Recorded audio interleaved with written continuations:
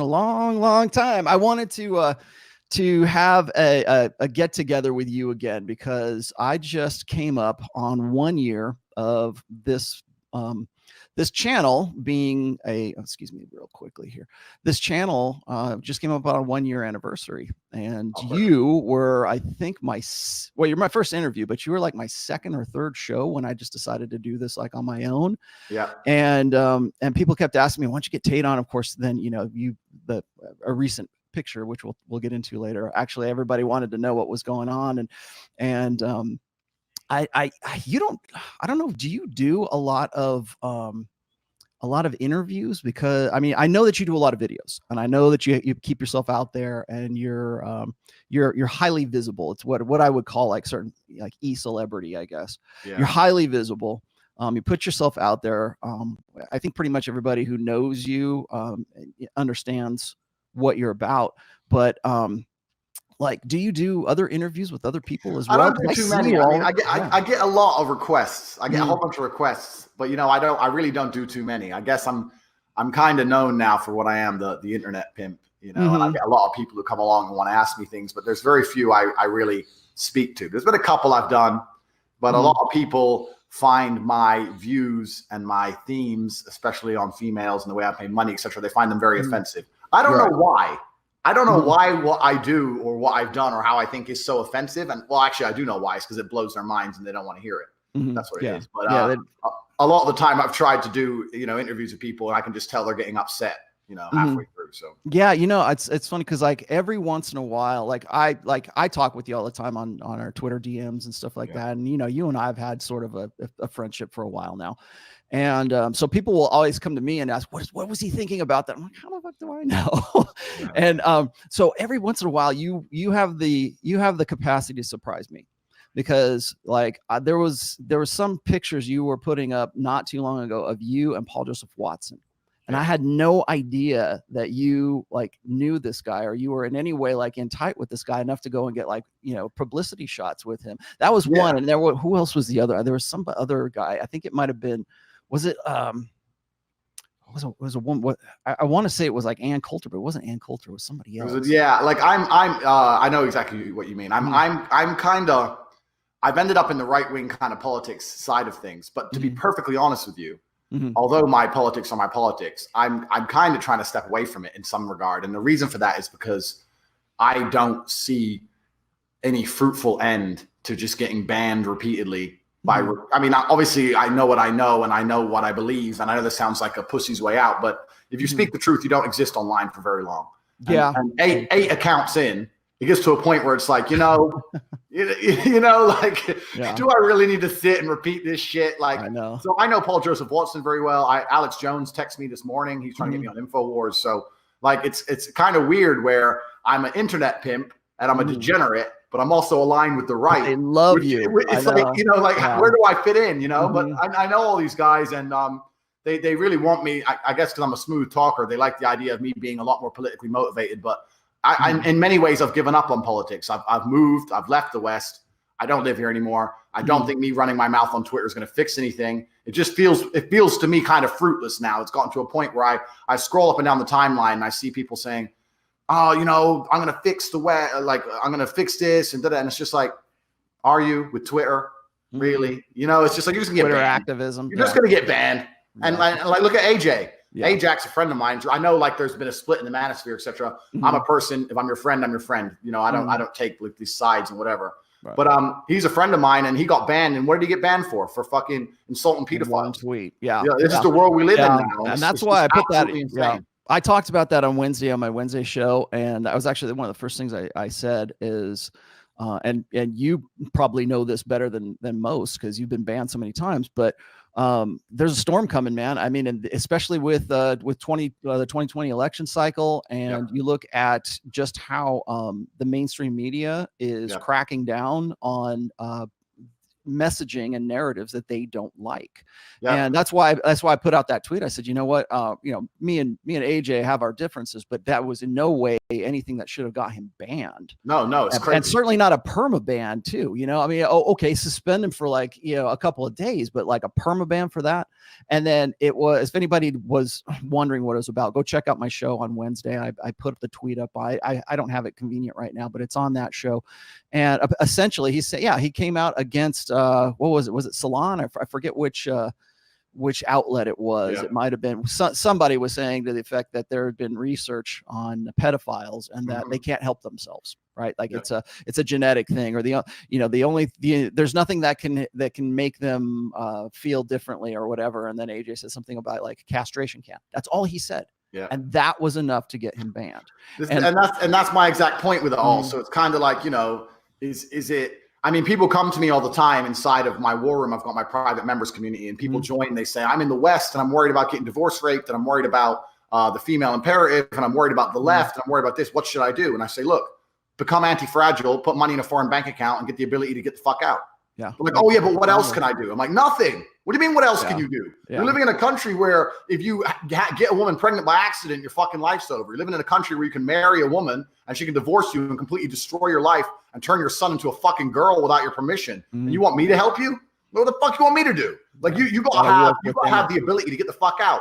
And that's the only thing there is. If I had an American wife, I'm a spiteful motherfucker. I'm going to say it now. I'm spiteful. So if I had an American wife and we were getting a divorce, I would set the house on fire before I'd give her a fucking thing. That's just who I am as a man. But, you know, you got to have the ability to pick your son up for his visit and get on a plane and get the fuck out of there, because you're living in a world where you don't stand a chance. The system is so rigged against you. To think you can even use the system to protect yourself in any regard is infantile. And when that's why people come to me and they go, what do I do? I'm living in the West. I'm concerned about X, Y, Z. I'm like, look, you need a backup plan, and your backup plan is to get the fuck out, because it ain't getting better anytime soon.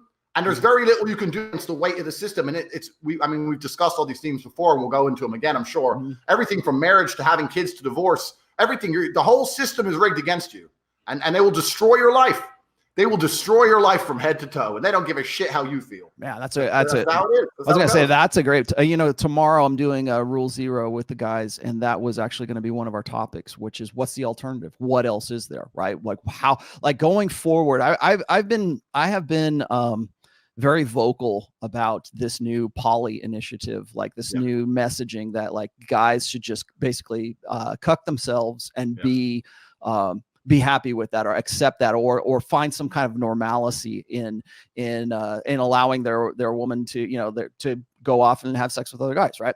Or to open their marriage or whatever they want to. There's euphemisms for it, right? It's the customizable relationship or alternative relationships, and it's like, no, that what gets me is that it's something that goes against our evolutionary imperatives, right? I mean, for a guy, men want to know that they want paternity. We want a harem. We want to know. It's like we want that variety, but we want to know what's ours is ours, because when we're like that, and we're wired like that, because we want to know that the child is ours. This is, you want to call it our primate brain, our lizard brain, whatever. That's why guys get jealous. So we're listening to all of this shit right now about how we should just accept that, and how we should just go with that, and how we should live with that. And now I think we're starting to see, and like you're saying, there's this resistance, there's this pushback against that narrative. And unfortunately, you know, a guy like Ajax has one bad tweet, or one, I don't even think he thought about it, to be honest with you. I think he just thought, oh, well, you know, he was just being witty or pithy, right? And what had happened, and I should also put this into some context here, is because of what happened on Project Veritas. The guy, I forget the guy's name off the top of my head, but the guy had put out some secret video that he had leaked to him from ABC about, or it was this I think she was a host, or she was a news anchor. She was talking about how ABC tried to bury that story and they wanted it to go away. And it was at that point when that came out, there was a sweep. It was Twitter, it was Google, it was YouTube, it was all of these major platforms decided that they were going to ban you if you had said anything, like if you were saying something about pedo, if you were saying something about Epstein, if you're saying something about whatever, that was enough to get you banned. And that's what that's why I keep talking about this storm that's coming, because that's just a taste of it. I think once we get into the election cycle proper, and you see these big platforms exercising their real control over your influence, that they are the ultimate influencers right now. But it's like exactly what you're saying is that these are the guys that are promoting that, or pushing that agenda out there. They control the world. What can you do? They control the world. They control the information people see. If you type something into Google, Donald Trump, they can control if it's good or bad. They control the world from head to toe. And this is my point, to try and resist against that. I mean, it's different if you're like an older guy, you're established, you have a job, et cetera in America. But when young guys come to me, like 22, 21, I'm like, you need to get the fuck out. I'm like, go where? I'm like, just go anywhere. And I know that seems like a bullshit answer, but I can't think of another solution to it. Just to tap into this poly thing. I was discussing this with someone the other day. It was a girl, actually. Of course, it was a Western female, because Eastern European females don't. Oh man, it's funny. I didn't think we were going to talk about this, but I'm kind of glad we are now. So go ahead. Yeah. So I was explaining to her that paternity has always been the most important thing for the man. For men, yeah. The paternity is what it's all about. The reason that women can't be whores and men can be as promiscuous as we want is for paternity. Women get pregnant, we don't. Before paternity tests, the only insurance that you were the father was to have a virgin. This is why throughout human history, virgins were so valued. That's why to this day, in many cultures, virgins are still the only acceptable thing to marry, because it ensures paternity. You don't want to tie yourself and cuck yourself to raising some kid that ain't yours. It's absolutely normal behavior. So it's completely normal for a man. And I don't like the word jealous. People talk about men being jealous. Jealous is the idea of wanting something someone else has. I'm not a jealous person. I'm extremely territorial. Actually, that would be envy. Jealousy is the suspicion that something is like not right with you. Okay. Like envy is like saying, I want what that guy has. Yeah. Jealousy is wanting to. It's like mate guarding. Like the word I use is territorial. That's the word I use. Okay, we can go there too. It's territorial. That's my card. It's my woman. It's my house. You ain't touching none of them. And I think that's a perfectly normal masculine stance. What's funny about all this is the whole poly thing. In my experience, if a woman loves you, she doesn't want to fuck anyone else. Right. Like if I were to try and say to my girl, you have to fuck a bunch of guys, she'd be like, what the fuck? No, I don't want to. You're free to fuck guys. I don't want to. She wouldn't want to. That's the crazy thing about this whole poly thing, is that the idea that women want to sleep with lots of men. No, they don't. If they truly respect you and they love you, I guarantee they don't want to fuck anyone else. Right. They really don't want to fuck anyone else. And poly still want to fuck everything that moves. And poly they don't. Poly is an out gender roles. I was gonna say poly. The idea of poly, the normalization, and it's like a cute little word, right? The normalization of it is now. I've written three articles about this right now. Poly is now a mating strategy for beta males. It's for guys who say, you know what, I know I'm not the best you can do, but I need sexual access. So tell you what, ladies, I'll be your man. I'll be the good guy for you. You give me sexual access and you can go have sex with whoever you want. And you have your options open to optimize. That's really what the underlying message of it is. You can go out and you can optimize your hypergamy with whoever you want. I'll be here babysitting and keeping the home fires going. And that's just so I have that sexual access. And I tell you what's interesting is there's a parallel to this in primates, right? That's exactly what beta male primates do, like gorillas, chimpanzees, and bonobos. There's women go for the female primates are part of a harem. They're part of the alpha male harem. Yep. And when they go into estrus, when it's time for them to when they're in their proliferative phase, that's when they start pushing all these beta male guys off to the side and everything. And then they want to go and they seek out sex with the alpha male. Yep. And then when they're out of that, or when they're in pregnancy or whatever, they give sexual access to beta males, but only if they have something, if they have resources, if they pick little nits off of them, if they watch the kids, right? If they will ensure the safety of their children, their offspring. So they give them sexual access when they are not in estrus, but they push them away when they are. And I think that and people, okay, so that's a really loose way of describing what I see going on right now. Is we have at least in Western societies and in the country you're in right now, we have such a low estimation of masculinity. We have devalued conventional masculinity. We have devalued even the idea, just me saying alpha or beta male, people just go, I can't believe he's saying that unironically. Like, no, just me mentioning that. We want to remove the word or the letters MAN from the English language. So this builds and builds and builds. And so when I see poly and when I see the customizable relationships, it's not about about our promiscuous nature. Human beings are promiscuous. Men are promiscuous and women are promiscuous too, but we have different mating strategies and we have different goals in mind for those mating strategies. But to say that, that this is a healthy way to raise kids, this is how we're going to go. No, it's a mating strategy. It's a mating strategy for women too, because they go, okay, well, I got to settle for some guy, but wouldn't it be great if I could still have the options to go get with the hot alpha that I once got with before? I wish I could still do that and still have this guy here, because women right now don't look for a guy who is the best of both of those. They're not looking for the guy who's the provider and the guy who's the alpha male. There's two different guys. There's a guy for each one of those roles. Yeah. If they find that guy, hey, great. But I don't even think today they're even really looking for that. So what's the solution? What's a workable arrangement for people to, to come together in a relationship, whatever, have kids, have a family and stuff? That this poly thing looks like a solution. But the problem is exactly what you just said a minute ago, is that there's that jealousy thing, and that's part of men's nature. It's part of that paternity. Absolutely, it should instinct. Be. Yeah. I mean, absolutely, it should be. And this girl was trying to say to me, I'm a hypocrite because I have lots of girlfriends, and that it should be the same the other way around, because this is part of the gender imperative that men and females are the same. And I said, no, that's absolutely not true. Every king, every sultan, every knight of history had maidens and mistresses and a wife. This has been the absolutely normal path of human nature, is that alpha males have all the women. And like we just discussed with the primates, a man has at the top has unlimited sexual choice, and the other men struggle for sexual choice. This is the natural reality of the human condition. And that's the way it's always going to fucking be. Yeah, and the idea that women can do it too is completely inane, because females get pregnant, and the new age pill and all this shit that's come along new age that somehow can prevent a female from getting pregnant when she has sex doesn't change the biological realities of human nature. Right. Exactly. and women know this. Women know this. I've had women say to me, well, I know because of the kind of guy you are, I know you'll never be loyal. They've literally said to me, I know you're too big of a fucking G to sit around here and watch TV with me all night. They've said it. And they still stay with me. And they'll say, I know what you're doing, but I just don't want to hear about it. Yeah, because you're still high value. Women aren't that stupid. They know the fucking game. And even their hindbrain understands that as well. Yeah, I was just gonna say, I'm about like halfway through. Let's see if you can see it. I'm about halfway through Hector Garcia's Alpha God, and this is exactly what you're talking about right here. It's as far like everybody knows I'm writing my 4th book right now, which is basically the red pill and religion. And as a result of that, I'm like sort of digging into cultural narratives, religious narratives, and this shit goes back all the way to ancient Greece and like beyond that. And exactly what you were just saying a minute ago is powerful men always cordon off a harem. They always have a harem.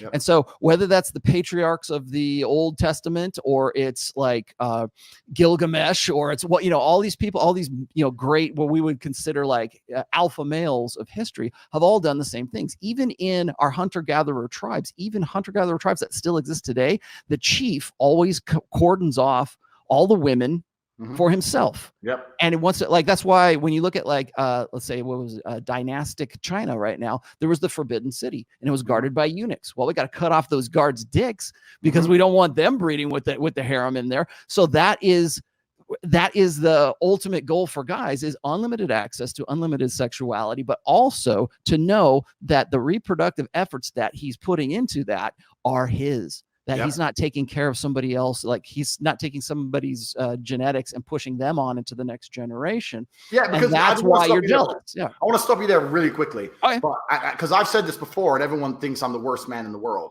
I have absolutely zero interest in a child that's not mine. That's the truth. If someone goes, "Oh, what if you couldn't have kids? Would you adopt?" Truthfully, no. I have zero interest. What's the fucking point?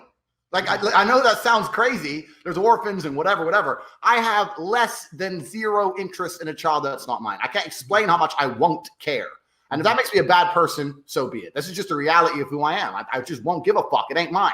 Have you put that out there on the internet, and what was the response when you did that? People lost their fucking minds. People were like, whoa, what kind of man are you? What kind of person? You're not grown up. You're not real man. You're not this. You're not that. And I'm like, well, you can call me whatever you want, but I understand that I'm proud of who I am, and I'm proud that I'm Andrew Tate, and I want my genetics to be passed on. I want to give them all my energy and time. I don't want to pass my energy and time to other genetics. Why would I? I mean, in fact, I know we shouldn't look at animals purely from an evolutionary, you shouldn't look at humans purely from an evolutionary animal standpoint, but there are two sides to humanity. There's the evolutionary standpoint of how we've evolved as animals, and there's the societal standpoint. But if you look at us, look at what a lion does. A lion will turn up, get a chick, and kill the cubs that ain't his. He don't give a fuck.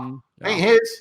You know, like, so you think, I'm not saying you can go that far, but I'm certainly not sitting there fucking changing diapers for something. I'll tell you another thing is that's another part that's of this book is infanticide is across the animal kingdom, right? If a new alpha comes into a troop or into a pride of lions, like you're talking about, the new alpha male will go and kill the offspring of his rival alpha males, right? Human beings have actually something pretty close to that, although we're not killing them. We express this and manifest this in other ways. But I'll tell you what will really bake your brain here is that the act of doing so, killing the offspring, the prior offspring, sends the females into estrus. They want to have sex right after that with the guy with the murderer, the murderer. And people kept hitting me up about what is it, hybristophilia? Like, why do women want to go and get with guys who are like convicted killers in prison right now? And we want to make it into societally, we want to turn it into like a psychological disorder. So we give it a name like hybristophilia, but only women do it. Only women are the ones that are creating fan clubs for convicted killers in prison right now. So if you want to call it like some sort of social disorder or some psychological disorder, okay, tell me how you're going to do that. But the fact still remains that it's only women that are doing that. And why is that? Why do they have such a fascination with violence? Why do they have such a fascination with a guy who has the capacity to take another person's life? Well, maybe it has something to do with the fact that they get off on the guy that goes and kills off all their babies. And that was the bottom line of masculinity since the dawn of time. Like, before you had sports cars and bank accounts and fucking social media and Instagram likes and all this bullshit, what was the bottom line of masculinity? Well, he whooped ass. That was the bottom line of masculinity. Like, that's evolutionarily hard. Demonstration of higher value. Yeah. DHV was the ability to beat someone's ass. That's it. I can whoop his ass. And I killed those three, and now you're mine. Boom. And that's the bottom line of masculinity. And all these imperatives that are being forced by the West are basically, I mean, we could go into this forever, but it's an attempt to feminize men, because you have to feminize men for them to accept the society they now live under in the West. If the men of Russia were forced to live under the society that the men live under here in the West, it'd be fucking riots. You think a Russian man's going to sit there and pay alimony to his ex-wife so she can fucking have enough gas money to drive over and suck a new dick? You think he's going to sit there and go, I better pay? You think he's going to do that shit? No fucking way. Just like I wouldn't. Viv says to me all the time, or any of the chicks, they say to me all the time, I don't know what would happen if we split up, but I know for sure you wouldn't be giving me money to fucking. I was like, yeah, like, I don't know what planet these chicks are on. I'll divorce him and I'll take this. I will set it all on fire, and I will go to jail for the rest of my fucking human life before I give you a penny. Because I'm not a pussy. That's the reality. But most of these men are such pussies. Oh, the court said, fuck the court and fuck you. I'm out of here. Like, it's just they have to feminize the men, otherwise they're not going to accept this bullshit. They're easily more easily ruled. Yeah, they're more easily ruled. They're more easily ruled. And then their sexual market value is so low, they end up picking up some single mother with 8 kids and playing second daddy. That was where I was going to. That's where I was going to go next. That's where I was going to go next with that, because you're just saying, you don't want to invest in children that are not your own. And I think right now in Western culture, a part also of this, it's really a war on paternity. It's really this social engineering program to teach men to give up that jealousy. In fact, we characterize that jealousy as toxic masculinity. Well, guess what? Guys are going to feel that, and they're not going to know why they feel that, but it's a genetic, evolved imperative for them to want to mate guard, for them to want to be on top of what their own efforts and their own genetic legacy being pushed forward. They can't describe it, they can't put it into words, they can't articulate it, but that's what they feel. And so when we get guys who are saying like, oh well, poly is not for everybody, we have to condition ourselves to repress that jealousy instinct. And it's like, well, that's there for a reason. Yeah, why? It's like 100,000 years of evolution that puts that in there. Why would a man protect a woman if he's not jealous? Yeah. Why would a man even protect her? I'll tell you, we're evolved to be this way so we can protect. So we'll risk our life to keep her alive. This is the basis of humanity. They're trying to reprogram the basis of humanity. And what's amazing to me is that they're fucking successful on some level. There's resistance, but there's still a whole bunch of fucking dorks sitting there going, oh, okay. It's insanity. Sounds like beta males who will go, if I do this, do I get laid? Because beta males will do anything to get laid. They'll do anything to get laid. And that's the crazy thing about it. And this is one of the things I teach. And when people come to me and go, what do I have to do to get laid? And I'm like, very little. Like, I don't do shit to get laid. And this is actually one of the problems I have. It's part of your personality. That's why. For these guys, it's not part of their personality. They haven't, like, one of the things I've always said, and I know you're reading my book right now, but one thing I say in that book is that you need to internalize this. It needs to be part of your personality. And I think for you, because the way you were raised, I would say it's probably because your father raised you to be the way you are, from what I know of you. It is who you are. It's you're naturally rebel. You are naturally that way because and anything that's outside of that seems like, what the fuck are you talking about? How is this not obvious to you? Yeah. This is it. Guys come to me and they go, well, how should I act? Like when I've got guys who I train, how should I act? And I say, why are you acting? You're like, you have to act a certain way when a woman disrespects you. If a woman disrespects me, I haven't got to act shit because I'm pissed off for real. I'll never talk to her again for real. Like, there's no act. Like, when you talk to me like I'm a dickhead, fine, I'll never reply to you again. And then she'll lose her mind because she's never had a guy ignore her. You know, but to me, it's not an act. They're coming along. What do I do here? What do I do there? You need to become the kind of person who doesn't take disrespect from females. Why are you going to take disrespect from people? Why are you going to have a woman live in your house? And if someone breaks into the house, you have to go downstairs and face an attacker who could have a fucking machine gun. You have to go down there as a man to protect her. But when you ask her for a cup of coffee, she's going to give you attitude. And you're going to accept that shit. You're going to sit there and go, oh, well, you know, she's had a long day. I don't give a fuck how long your day is. I asked for coffee. I pay for this house. I'll risk my life to keep you alive. If you don't want to make me a cup of coffee, that's perfectly fine. Pack a fucking bag. Get out. And people go, you're crazy. You're out of your mind. I've had that exact situation happen to me, and girls go to me, you're fucking crazy. You're crazy. I'm like, bitch, get the fuck out. You're crazy. You're the most crazy. And they'll leave, and then they'll be texting me for fucking months. The crazy man. Then they want the crazy man back. Or they want the crazy back. I'll make the coffee. I'm sorry. I just didn't like the way you said it. Your tone. Bitch, I talk to you in any tone I fucking want. It's my house. And that's not an act. It's not about being an act. It's just who I am as a person. I'm not a mean person. I'm a nice guy. But there's boundaries and limits. And I have my view of the world. And you comply to my view of the world or you get replaced.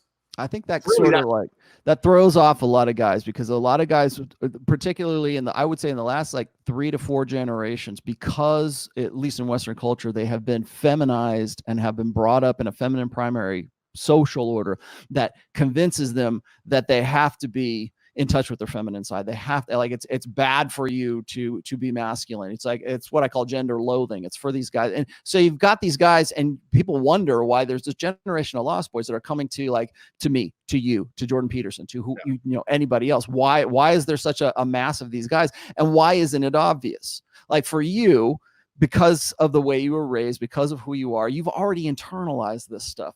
And so like one of the things I run into, you know, when I'm talking with guys or I'm, you know, like if I'm interacting with them, like say in my comments on my blog or something, guys will say, how is this a question? How are these guys don't even see this? Don't these guys know? And women will ask me too. They'll say, don't these guys know that they're being pussies? Don't they know that they're, and it's like, no, they really don't, because they've never had that education. It's never become part of who they are. Yeah. And so like when people tell me, like they'll say, well, I really pity Rollo because, you know, he's married and he has to game his wife all the time. And it's like, no, I don't game my wife. I am the game. I understand that. Yeah. It's taken root. It's part of my reflexive personality to pass a shit test, to do it. I don't sit there and like go back to my book and go, what did I write about that? Exactly. It's who you are. Yeah, and that's the thing. It has to become who you are, because if it's not who you are, you can only fake for so long until someone calls your bluff and you get checked. If you fake that you don't give a shit and then she walks out the door and you actually give a shit, game's up. And it doesn't matter how good you are with women. I've had women who I've told to fuck off and they've never texted me again and I've lost them. You got to be prepared to lose to win. Yep. You know, like I use chess a lot because I'm a chess player. Spinning plates. Yep. An analogy. I've had loads of guys come to me and they tell me their sob story by email and they're like, what should I do? I'm like, leave her. Like, oh, but I love her. I was like, in the situation you're in, the only chance you have of victory is it's like a queen sacrifice in chess. Maybe it'll all go wrong. Maybe it'll all go right. But if you don't do the queen sacrifice, you're going to sit there and it's going to be ground down and slowly pressured down and lose the game. You're going to lose the game and time's running out. So you better do something drastic now. She's talking to you like a dickhead, walk out the fucking door. Maybe you can shock her into compliance. But if you don't shock her into compliance, then it was always over. If you leaving is not enough to make her talk to you nicely, how long is she going to sit there until she sucks a new dick? Right. Like, are those few weeks really that much more important? Like, but people just ain't got the balls. They're not prepared to take the risk. I've lost loads of girls doing that shit. But the ones who stick around are absolutely and utterly compliant. And that's how you got to be. And this is another reason why I talk about how important it is to have numbers as a guy. Lots of guys are like, well, what if I just want one girlfriend? I was like, if you want one girlfriend, you better go fuck 20 chicks. And then you're going to end up with one good girlfriend. The world we live in now, like, I'm not saying you can't train any girl, but I'm saying some blueprints are better than others. So you need to go out there and you got to run the game a bit to find one that isn't a complete mess to begin with. Like, you're going to pick something. If you're going to fall in love with the first girl you bang, she might have a whole host of issues. Why are you dealing with that shit for? You know, like, you want to build a race car. You want to start with a Ferrari. You don't want to start with a fucking pedal bike. It's the point.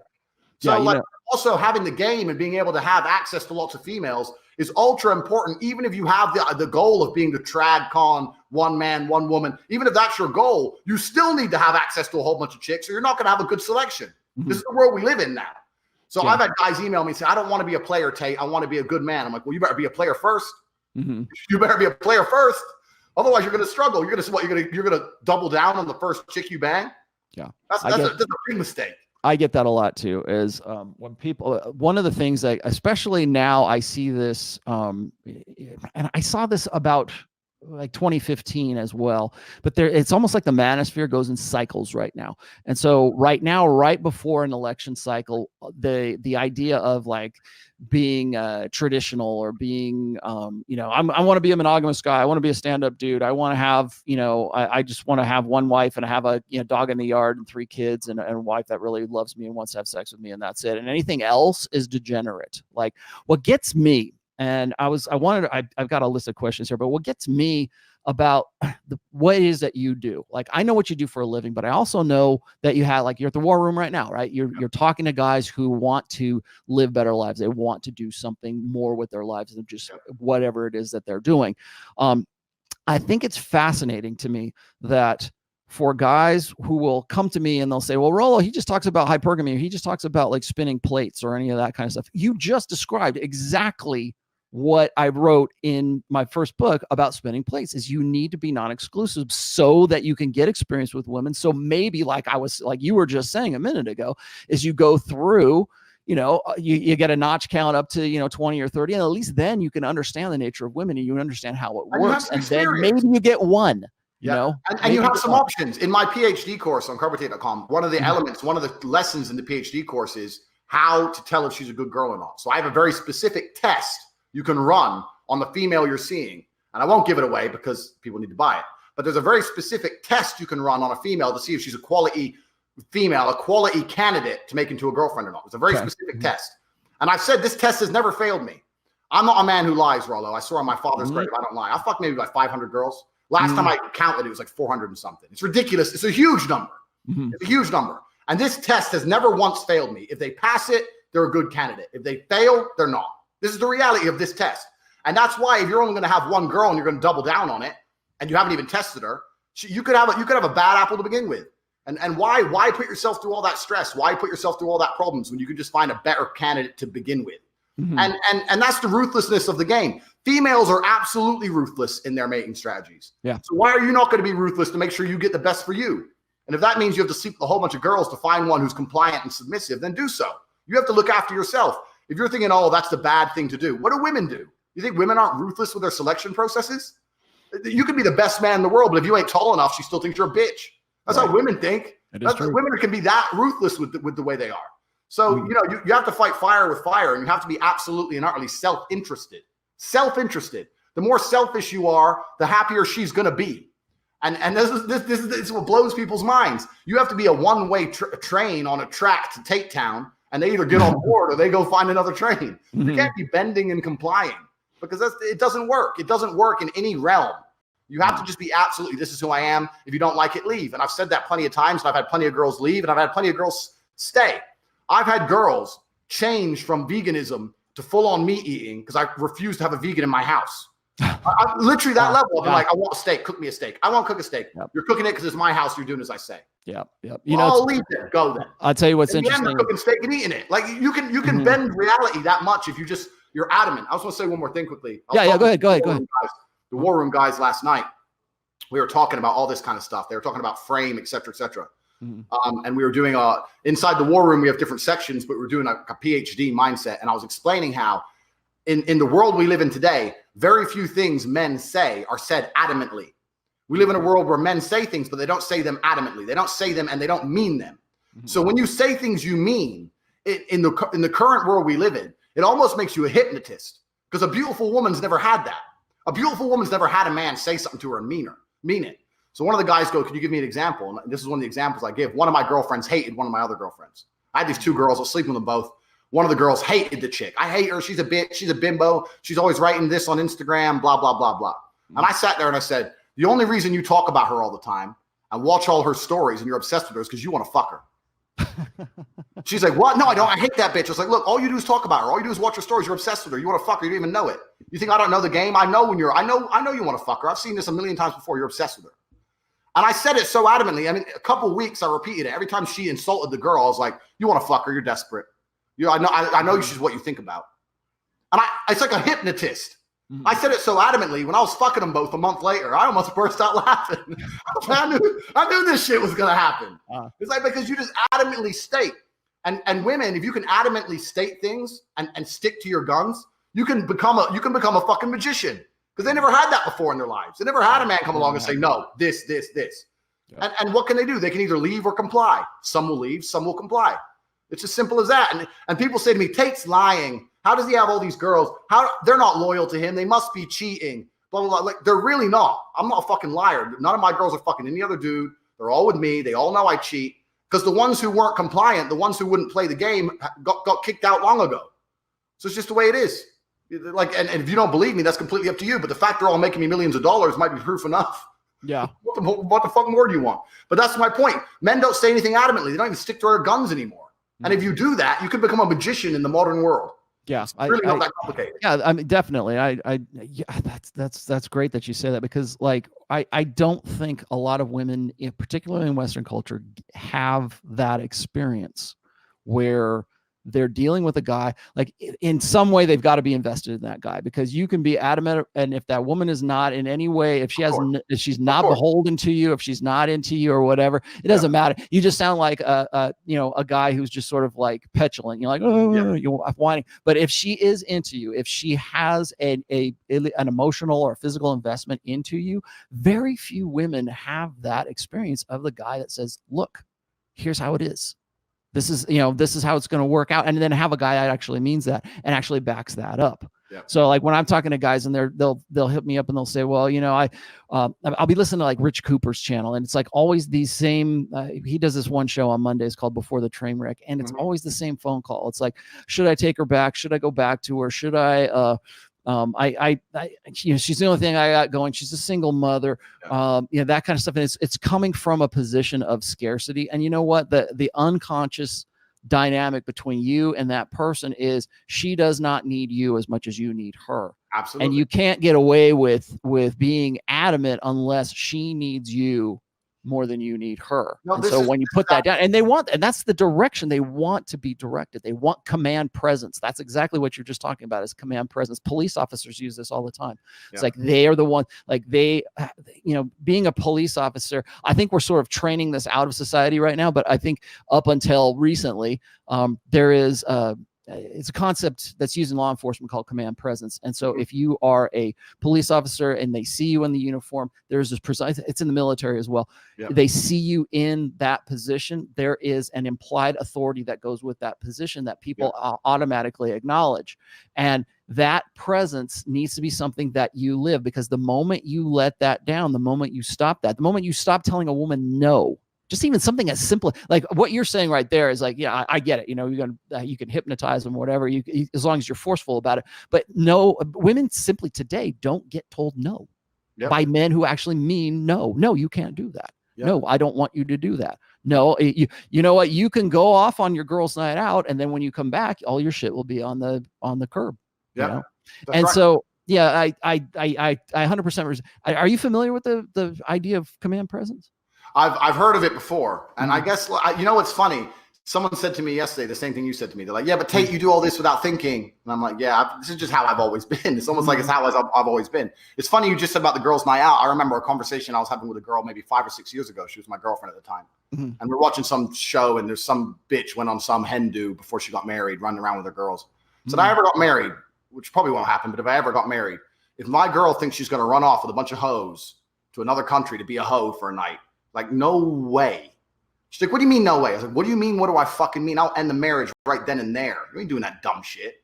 You know, like, it's almost like, and another thing is, this leads me on to something else I put on Twitter on one of my banned accounts that went viral and everyone lost their minds. I said, if your woman has a celebrity crush, she doesn't respect you. Yeah, I remember that one. Nuts. Everybody lost their mind. Yep. Yeah. Who do I get my free pass with? All this, like, the dudes were sticking up for their girl. Like, he's hot. Like, I was like, on what planet are you? Like, if your woman's truly obsessed with you and truly in love with you, there's no man on earth she wants to fuck. Doesn't matter if he's famous or not. My girl's inbox, her Instagram's on my phone. She gets 3 or 4 blue checkmark inboxes from football players, NFL players a day, and she just ignores them. She's completely uninterested. They're richer than me. They may be bigger than me. They may be, well, no one's stronger than me. But you know what I mean? They're dudes. They're real people. You know, and she's just like, no, you're the one I love. To me, the smell of another man makes me feel sick. Yeah, that's like, and that's true love. That's a true frame for a female. People say females aren't loyal, and I say, well, they can be loyal if you're really, really the one she believes is the best for her. They're the most loyal people on earth. They're only the opposite when they don't believe that. That's the reality of it. You know? Yeah. It's funny you should say that, because I was I was talking to. It was similar to what you were saying about how. You know, if you're in a solid, stable, healthy relationship where there's respect for you, that's not even going to be an issue. So when guys come up to me and they say, like, this is a common question I'll get from guys. I go, my girlfriend wants to go on a girls' night out, or she wants to go with her girlfriends off to Las Vegas for the weekend with her girlfriend, you know, a girls' getaway or some shit like that. And I go, the whole the conflict, like the inner conflict that these guys have, is that they don't know if they should say yes or they should say no, or would it be more alpha to say yes, or would it be some more alpha to say no? And I said, the question, that's not the question you need to be asking yourself. Why is she asking this in the first place? Why is this even an issue? Why does she even think that this is a good idea to go off and do that? And now here's what happens is when you say stuff like that and when you tweet stuff out, this is the most common response. Women will say, well, imagine being you, so insecure in your masculinity that you wouldn't let your girl go off on a girls' night out, or you wouldn't let her you wouldn't let her go and indulge in a fantasy of a celebrity that she'll never get with, but you're so insecure in your masculinity that, and it's always this you always notice that it's not anything else. It's not you're insecure about this or this or this. It's always you're insecure in your masculinity, because that's always the attack angle. It's always to attack men's sexuality. That's why women. A real man lets his woman fuck everyone, doesn't he? That's what a real man does. Yeah, and so you can, and I got into it, and getting back to the poly thing, I got into it with Jeff Miller, Dr. Jeff Miller. I call him Dr. Giggity. He's the guy that is, and I like Jeff. I really wish I had a better relationship with him, but it's like, I think I call him to the carpet and I ask him the tough questions that he doesn't really want to answer, but he's a very vocal opponent, or vocal proponent, I should say, of the poly lifestyle, because he's in a poly relationship with his wife, Dr. What's her name? Diana Flashman. And so they're very open about this, and they're trying to popularize this, and they're trying to make it something that's a little bit more normalized. And I was thinking to myself, I'm like, how do you get past that jealousy part? First of all, why does your woman want to do that in the first place? And then second of all, how do you get past this evolved jealousy side? And he says, well, you have to find a way to eroticize it. You have to find some way to get off on the fact that you're on the jealousy, right? To feel jealousy is some way to repress that bad jealousy. Like, jealousy is a bad thing. You shouldn't feel it. And so how do we get over that? Well, we get turned on by it, and we see cuckold porn or whatever else that's going on. But what I think is interesting is that the fact that we are finding ways to condition ourselves to fit into this thought paradigm, this way of thinking, as opposed to going with what our gut instinct is, which is jealousy, which is at least a degree of possessiveness, a mate guarding, to say, I'm interested, like you're saying, I'm interested in my own paternity. I don't want to deal with another man's progeny. I'm only interested in what I want to do here. And if that's what you expect from me, then you need to go find some other guy that's going to do that. Women right now, what they'll say is, like, if I bring that up, if I say I would not I would not marry, I would not date, I would not get involved with a single mother. Why? Well, because I am essentially signing up for my own cuckoldry.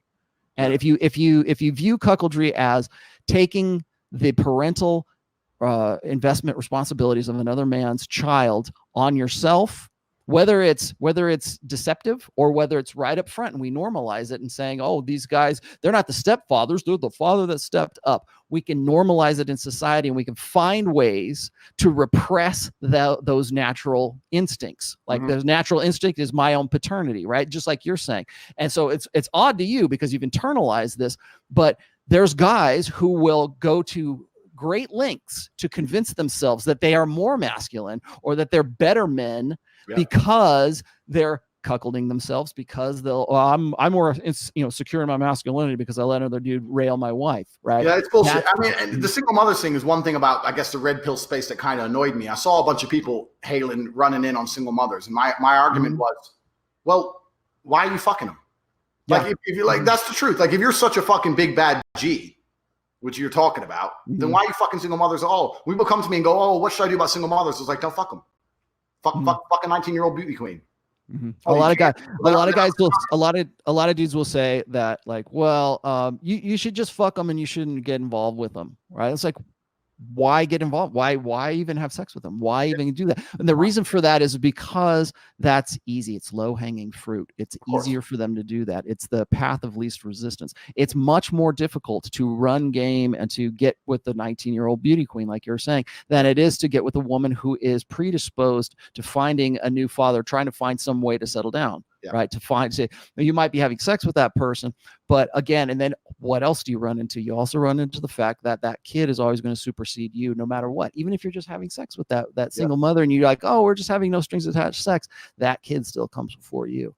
And maybe that's the way it should be. But here's the thing is, you are never going to have anything in the long term. So if you want to make her a plate and then she's gone, okay, I get that.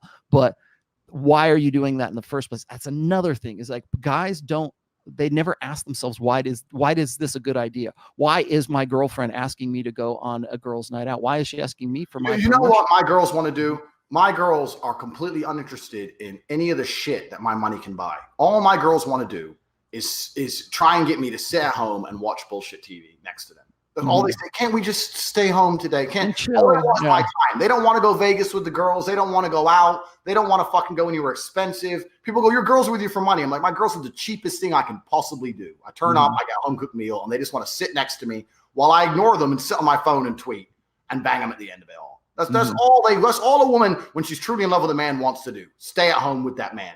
If she starts saying, oh, I want to do this, I'm bored, let's go here, let's do that, we need more excitement, all of those are red flags. Because if she truly loves you, you being in the room is exciting. Yeah. And that is enough. And they don't want to go Vegas. When guys come to me with a similar situation, my girl wants to go Vegas, what should I do? I say, well, you tell her girls with boyfriends don't go to Vegas. So you either go to Vegas single or you stay here. Yeah. And if she decides to go anyway to call your bluff, you have to be man enough to make sure you fucking stick to your guns and not be a little pussy. Because if you allow her to go and you stay with her, you've just told her she can do whatever the fuck she wants, and she's going to have you anyway, which includes sucking dick. And then she's going to end up cheating on you. And then you're going to email me again. Well, you're setting the paradigm. You're setting the paradigm here. Like, it's very simple. And people go to me, yeah, but what if she leaves me? And I say, look, I've said that to girls, and girls have left. You lose some girls. There's no man who keeps them all. Yeah. But if you have access to 100 and you lose 30, who gives a shit? There's 70 more. Like, you just got. That's why the abundance mindset is so important, because you're not going to end up with quality women who would literally die for you unless you have the abundance mindset. You have to tear through them. Some girls are just hoes. Some hoes are just hoes, and they're going to be hoes, and there ain't much you can do about it. I mean, like, why would you fight that fight? If she's already had 30 dudes, you're going to come along and really try and fix her? Why? And that's why the test I teach in the PhD is so important. Test her, because if she's fucked up, just save your time. And a lot of these dudes know this. Loads of guys get with a girl, and they know deep down she's a hoe. In fact, people will come up and say, that girl's a hoe, bro. No, they'll defend. They know it. They just don't want to know it. because they don't feel like they have any other choice at that level. So maybe she's hotter than the girls they fucked before. Maybe they don't get laid that often. And they end up settling for some shit that they know is a fucking bit broken. Mm-hmm. It's the reality. And people go, oh, yeah, but Tate, it's easy for you. You're rich and you're a kickboxer. I made myself rich. I made myself a kickboxer. I did it myself. I wasn't born with this shit. So, like, yeah, I increased my own value. So you need to increase your own value. It's like this is the name of the game as a man. The name of the game as a man is just making yourself so valuable that you get to a point where it becomes easy. Mm-hmm. The game becomes easy. Man, a top 5% male has access to unlimited females. Unlimited females. And like I could take every and the thing is about the world is this. I'm near sure of it. The idea of a single girl isn't true. People, guys, especially beta guys, go, oh, I just want to meet a nice single girl. There is no girl out there who's attractive who ain't talking to some dude or still banging her ex or flirting with a new guy or already on dates. Girls are never single because females love attention and they have unlimited options. This is the difference between men and women. This is why men hate the breakup more than the woman, because they know the woman can have a new boyfriend tomorrow. Your dumbass needs to take 6 months to find something. So that's why it bothers you. Yeah. But women are never single. So how come every girl I message replies? I mean, I'm stealing girls off dudes left, right, and center. This is the harsh reality of the world. You know, once you get to a high value, you just fucking end up taking chicks. Because there's no such thing as a single girl. So, and this is one of the things about the game people don't realize. The reason it's so hard as a man, one thing, it's getting much harder. This is something we can talk about, how it's getting much harder as a man to get laid. The things it took to get laid in the 50s are not enough anymore. A job in the factory and a pickup truck ain't going to do it. That's old social contract right there. Yeah, it's all changed. And secondly, the reason it's so hard to get laid as a man is that you're not trying to make her like you. You're trying to make her like you more than she likes the guy she's already fucking. Mm-hmm. That's the part of it. You have to make her like you more than the guy she already likes. Yep. And she has unlimited access and unlimited choice. So why does she choose you? And that's the whole name of the game. The whole name of the game is just positioning yourself in a way so that the woman goes, you know what? This motherfucker, he's crazy. But maybe there's something that he's unique at least. Yeah, or there's something about him. Or he doesn't tolerate my shit. Or there has to be something about them that you got to get in their mind. One way or another. Here's what I get is, like, I get guys who will say, well, the beta mindset is this, they want to, and pretty much every guy wants to do this, but the beta mindset is you need to stand out amongst the crowd, right? What makes you more attractive than another guy? Like you were just saying, that she's got access to, the woman that you want has access to lots of other guys. What makes you so special? The beta mindset is, I'm not going to be like other guys. And his concept is, like, all these other guys are just these assholes who don't care about them and don't, like, hold their hands and don't watch TV with them and you know, aren't a shoulder to cry on. And they go that kind of soft, feminine, like, the more alike I am with a woman, then the more she's going to like me. And so granted, I think a lot of this is conditioned into these guys through, like, you know, like a lifetime really of believing that women want you to be a friend. They want you to be comfortable. They want you to be nice. They want you to be sensitive. Like, yeah, I don't believe in that. I don't believe in that. I have girls I'm sleeping with, girls I'm trying to sleep with, and girls I don't talk to. Yeah, women have boyfriends and girlfriends, and if you're not fucking her, you are her girlfriend. And people will say, well, that sounds pretty harsh, Rollo. And I'm like, well, think about it this way: is like, women, when they relate to their own friends, to their girlfriends, how do they relate? Well, they're catty with each other. They relate as women relate with other women, right? If you come in like that and you pretend to be a woman, like if you identify with the feminine and you think that that's going to get you in women's good graces, all she's going to do is respond to you as if you are another woman. Her hindbrain sees how you're relating to her, and then it responds to you as if you are one of her girlfriends. So when guys... Yeah, go ahead. And you're giving away your only weapon. Yes. Your only weapon is attention. Mm-hmm. This is the thing with people don't understand about the whole dating game, because it's getting much, much harder to live in. And the reason it is because attention's been weaponized now. Females used to have to give sex to get attention from men. Mm-hmm. I give him sex, he gives me attention. Now all they need is an Instagram account. They get unlimited attention from fucking pictures. They don't need your attention. All over the world. Unlimited attention from all over the world. Millions of people. Because the men are so thirsty, all the beta males have made it harder for the alphas because they just give all their attention away. If you're friends with a girl, you're saying you can have all my attention without giving me sex. So you've given her all the money and she ain't giving you the product. So why is she going to give you the product at the end of that? And then your attention is the only thing you have. And then your attention becomes worthless because it's too easy to get. So it doesn't matter how much you give. Doesn't matter how many times you buy flowers, take her out, take her to the movies, text her all the time, call her, are you okay? That It ain't worth anything. It's hyperinflation. And this is the world we live in. And this is why the bad guy's attention's worth something. Because if he texts her once a week, because his attention's hard to get hold of. And you have to weaponize her attention. She fucks up, you don't give her any attention. She doesn't fuck up, you give her a lot. And this is one of the big things. I have guys saying, I'm arguing with my wife. I'm like, why are you arguing with her? Oh, because of X, Y, Z. Just don't talk to her. If she can get an argument out of you every time she fucks up, she gets unlimited attention on tap. Yeah. So why the fuck is she going to behave? I don't argue with my girls. I don't argue with them. I don't have arguments with them. They're either complying and doing as I say, or I disappear for a week. I'm like, oh yeah, but what if she cheats? What if she cheats? My girl ain't fucking cheating. And if she does, she's out the door. That's the reality. I'm not playing the argument game. I'm not screaming with some woman back and forth. You better do this. No, it's just like comply or goodbye. It's really simple. And the whole attention with most guys, I think one of the biggest mistakes, and this is something else I cover in the War Room and the PhD course. One of the biggest mistakes people make is they have their attention thing the wrong way around. So because men are busy, we're busy working, we're busy getting stuff done. We'll text our girl, hey, love you, busy day at work. I'll speak to you later. And we'll work all day and we're busy. And then she ain't text us, we ain't text her. And then you know what? Afterwards, we'll go for a drink with our boys. We'll come home late at night. She got one text and no attention all day.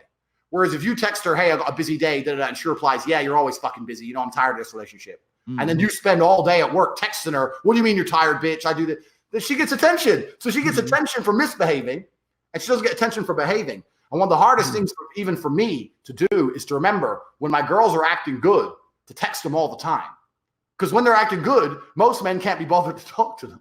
Because we're like, oh, she's fine. I'm busy.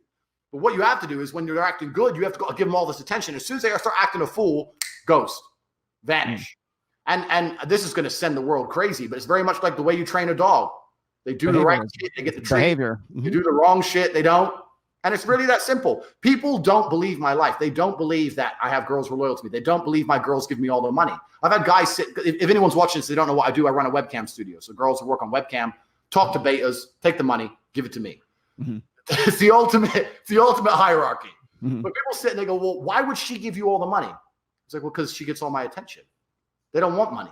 Girls, why would she want money when she can have attention? I'll have girls run in the room screaming, oh, I did really good today. I made $2,000. She gets none of that. So why is she happy? She's happy because she knows she's going to get some dick. And I'm happy. Like my attention's so valuable, they'll pay for it. And that's just because of where I've positioned myself and where I position my attention. The fact that I've never given it away for free ever. You know, and it's a fine line because guys at the beginning are sitting there going, well, I had to give her attention to get her to sleep with me in the first place. It's a fine line. You know, I got to talk to her. And you got to work it out. It takes experience. And obviously I teach it in the PhD course, but you got to keep it weaponized. The second you're giving attention away and you're not getting anything in return, you're never going to get anything in return. And that's all the friend zone is. All the friend zone is just being taken for a ride. And if you're going to stay there, you're a fool. You deserve it. You deserve it. Yeah. Again, it's like it's power dynamics is what it is. But like when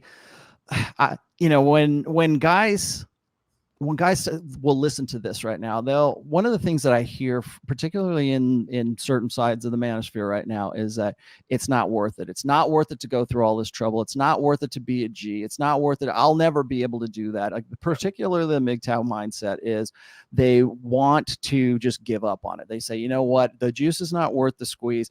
And just exactly what you just said there. And then I'm playing devil's advocate here because you probably know how I feel about this, but I think the misconception that they have is that hypergamy is a straitjacket. Like if she's always got all these guys on speed dial, it's too exhausting to stay on top of this. It's too exhausting to make myself the kind of guy that she's going to be a ride or die girl for.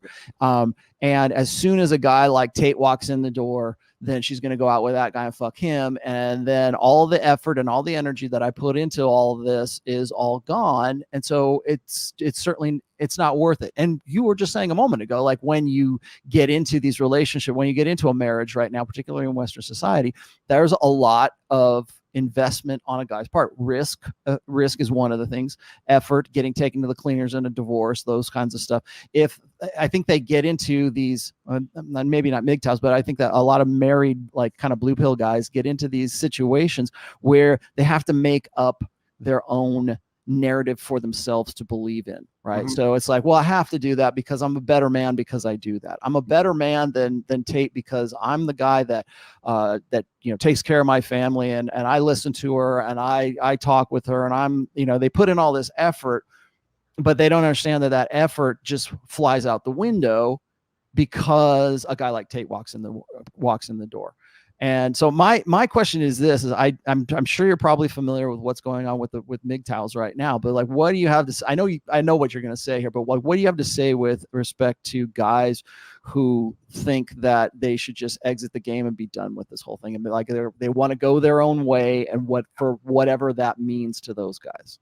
Well, it's a defeatist attitude, which is the firstly, it's the most feminine beta thing you can have in anything. It doesn't have to be about women. Having a defeatist attitude towards life is already probably why you ended up where you've ended up. Because if you were too much of a man to quit, you probably wouldn't be there to begin with. And that's not just about women. It's about anything. It's about fighting. It's about money. It's about anything. A defeatist attitude is never the right way. Secondly, you can always win the game. You can win the game because, yeah, hypergamy may be true and girls value certain things. But like I just said, I have guys who are bigger, stronger, richer than me messaging my girl. She doesn't leave because I am her man. And that's down to conditioning. And you can condition females to be that way. And yeah, you need to have multiple females. And yeah, you need to find a good one. And yeah, you need to have options. But you can definitely win this game. Any man can win this game. But you have to be prepared to go through, especially for some of the softer guys, a degree of heartbreak. So me and Tristan always laugh. We say we go through a breakup a week. And that's literally true. Guys talk about their breakup. I go through a breakup a week. I lose a girl a week. Is that the point now where it's just like, whatever, go. I don't care anymore at all. But for most dudes, because they haven't got the kind of sexual access I have, you're gonna have to be prepared to lose the girl because she wants to go Vegas. You're gonna have to be prepared to sit there and miss her and not message her. You have to be a man about it. You just have to stop being a pussy. If you stick to the rules of the game as a man, you can absolutely win. Nearly any man can. I'm not saying you're gonna have a beauty queen, but you'll have something that's loyal to you.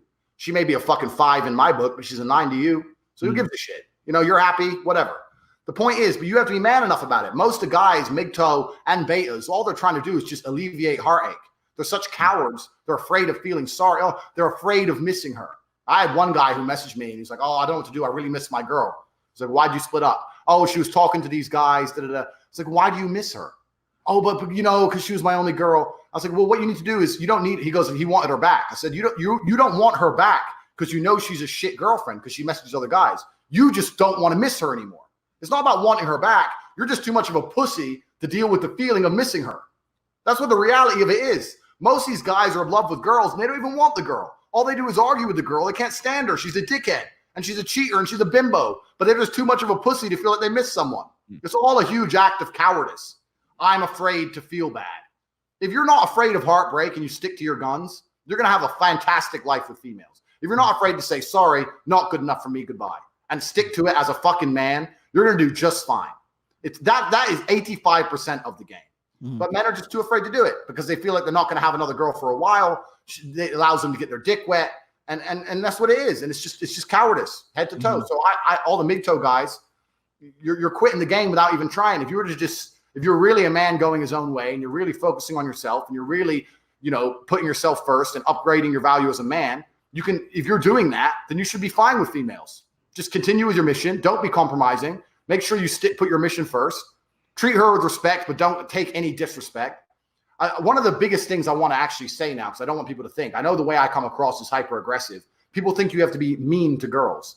I'm never mean to girls. I'm nice. I'm nice to my girls. People have this idea that I'm walking around the house, I'm beating them up and shit. It's like yeah, I'm the complete opposite. I'm a super nice guy. I'm like, let's watch a movie or get some popcorn. Let's have a party. I'm a super nice dude. I just won't tolerate disrespect on any level. You disrespect me, I stop talking to you. It's not about being an evil person. You can still be the nice guy. But when she steps to you, you have to remove all your attention. It's really that simple. There's nothing else to it. You haven't got to be a big evil man. And you can be a MGTOW, be going your own way and have that same philosophy. It really isn't that hard. But these guys are just too afraid to miss a girl. That's the biggest mistake. That's what all this comes down to. These dudes are too afraid of the heartbreak and they can't take it because they're pussies. I think a lot of what I'm seeing right now in the MGTOW community is it's mirroring a lot of red pill stuff. I honestly, red pill came a long time before MGTOW, and a lot of the stuff that they are throwing out there right now is really just straight up red pill stuff. Like everything we've been talking about up to this point has been just straight up, red pill stuff. You can find in my book, you can find it in other people's work, you can find it all, everywhere in the manosphere. But what I see right now is there's this, I think there's the idea. I think if you unplug yourself from all of this, if you become red pill aware, you can't help but go your own way. You can't help but live your life in a different way because of now you see how the game is played. If you listen to this video and you listen to me and Tate talking right now, and this is like something that's raising your awareness of the nature of women or the nature of intersexual dynamics right now, you won't be able to stop this video and go out the door and live exactly the same way that you did before. Yep. And when I talk about mental point of origin, it's exactly what you're talking right there. Is you have to come first. Your rules are first. And guys will say, well, she'll just leave me, or if I put my foot down or whatever. Most guys are afraid to even experiment with that. They won't do it because they think that they have too much to lose, because of exactly what you said, is they have that scarcity mentality. They think that I'll never get a girl as good as this woman. She's my dream girl. And if I mess it, I don't want to mess it up. Right. And it's like, yeah, but you're going to be living out the life of this character that you think that she wants, rather than who she really wants, but then also not even really being yourself. You're living this character or this life of a guy who is what he thinks that she thinks is the perfect dude. And perfect is boring, man. Perfect is always boring. Why do women like soap operas? Because everyone's indignation, crying. Man. It's indignation. They want to feel that rise. Yeah. He loves me. He loves me not. He loves me. He loves me not. We argued. He fucked me good. He's disappeared. Where is he? He's cheating. Where are you? It's interesting. Like it's at least it's interesting. You'll never be boring. Someone who I know very well said something that's completely true. You can do anything you want to a woman except bore her. Mm-hmm. It's completely true. Yeah, like there's men out there who beat the fuck out of their wives and their wife won't leave them. You can't call him boring. You might beat me up. You might not. It's like literally anything for excitement, anything for attention. Yeah, it's like a drug. In the first book, there's a chapter in there called Indignation, and I get into that as well. I actually make the case that there is like the chemical cocktail that women feel when they feel indignation is something that they actually need to sort of feel alive. So that's why if you're not the person that's creating that indignation for them, they're going to go find it somewhere else. If that's like on daytime talk shows, or that's a soap opera, or that's the romance novel or whatever, they're going to go think of indignation as a drug. You might as well be her drug dealer. And right now, Tate, you are your girl's drug dealer. That's where they go to get their indignation fix. And why they're going to get it from somewhere. It might as well be from you. So why wouldn't you do? Okay, I want to move. We're at the top of the hour here, and people are going to throw rocks at me if I don't ask you about Mikhaila Peterson. So I'm going to put this now infamous tweet up here really quickly, and I just want to give you a chance to sort of share what was going on in this picture right here, because people kept asking me, like, the most popular question. I said, get your questions in for Tate, and let me know what the situation is here. Like, how do you even know her? How did this even come about? Because she's leaning into you, and I know she's split up with her husband, her now ex-husband, I guess. But you got your arm around her. She looks like she's into it. And you want to talk about like all the dynamics that you were just telling me right now for over the last hour. I can see a lot of that sort of being manifested in this picture right now. So what's the story here? Yeah, there's not too much of a story, to be honest with you. I mean, she was in Europe. We were talking a little bit. I said, Romania is an awesome country. Come check Romania out. She said, how do I know you're not going to get kidnapped? Blah, blah, blah, because everyone's scared of Romania. I said, you will get kidnapped. Don't worry. I will kidnap you. You're lucky. And that was it. She came in. This is us having dinner. That's all there is. There isn't too much of an elaborate story behind it. So this is in Romania. She just decided to go take it upon herself to fly out to Romania just to see you. Yeah. So that was so there had to be so you had some correspondence with her, I guess. Was it through Instagram? We were talking for a while, and she's nice. Obviously, everyone knows who her father is, et cetera, et cetera. Yeah. Really nice girl. I have absolutely nothing bad to say about her. She came out, and that's us eating dinner. That's all I can really say. But Mm-hmm. Yeah. I mean, yeah, I know to some guys, because it's Peterson's daughter, they're like, wow, like, but to me, it's like she's a person. She's Michaela Peterson. She's a girl. Mm-hmm. Girls. Like I've had Bollywood stars fly out to see me. I've done loads of things. To me, like, I was interested in her because of who she is as a person, not necessarily because of who her father was. And it is what it is. Right. I think it's interesting that she took it upon herself to come out and see you. Like, I've said, and this is in the first book as well, is when I'm talking about genuine desire, and this is what you got into just a little while ago, is like, when a woman has genuine desire for you, she won't want to go out on girls' nights out. That won't ever enter into her thought process. If you are the person who is her drug dealer, right? You're the one who's supplying her with the indignation. You are her best option. And I've always said this as well about hypergamy, is that hypergamy is based on doubt. And that doubt is this guy the best that I can do? Can I do better? And when that question is like answered, like firmly validated, affirmed, answered, that's when women will do shit like this. I think she why do you think she decided to just get on a plane and come out and see you? I mean, was it because you were a hypnotist, bro? Because you are who you are, or maybe she was looking for that rather than what she was getting before? Yeah. I don't know. I can't say why. I can give you a whole bunch of arrogant answers about how fucking great I am. But she obviously found me interesting. She obviously found my attention valuable. And that's what it all comes down to. I don't know if you can get another picture up now. I don't know if you can load up. It's going to take a while from my Instagram and find a picture of me with the Bollywood star. I don't know if you can find that. But attention is the coin of the realm. So I have a quick story about I was in India. I was in Mumbai. Sure. And there's a picture of me on Instagram I'm with a Bollywood girl. She's got 3 million followers. So we're chilling in India. Whatever happens. And after our night together, she messages me, you know what? I think you're a playboy, and I don't think you're the man for me. And I sat there and I burst out laughing to the phone. And Tristan goes, what's funny? I said, I just slept with Karishma, and this must be her standard tactic with Indian guys, because they're so beta, that she sleeps with them. The next day she dumps them and then puts her, it's actually quite clever. It puts her in a position of power from the get-go, doesn't it? Yeah. Like from the it's actually quite a smart move. That's why I laughed, because I know the game. I could see the game. I was like, this is actually beautiful. So I'm supposed to reply, oh, what do you mean? And then when she originally forgives me and I convince her I'm a good guy, the whole relationship, the power dynamic's fucked. So when she texts me that the next day, of course, I just didn't reply. And then when she texts me again later, I knew I was right, didn't reply. And then when she texts me the next day, you know what? Well, while you're here, maybe we should talk about it. I'm just judging you on your Instagram. I didn't reply.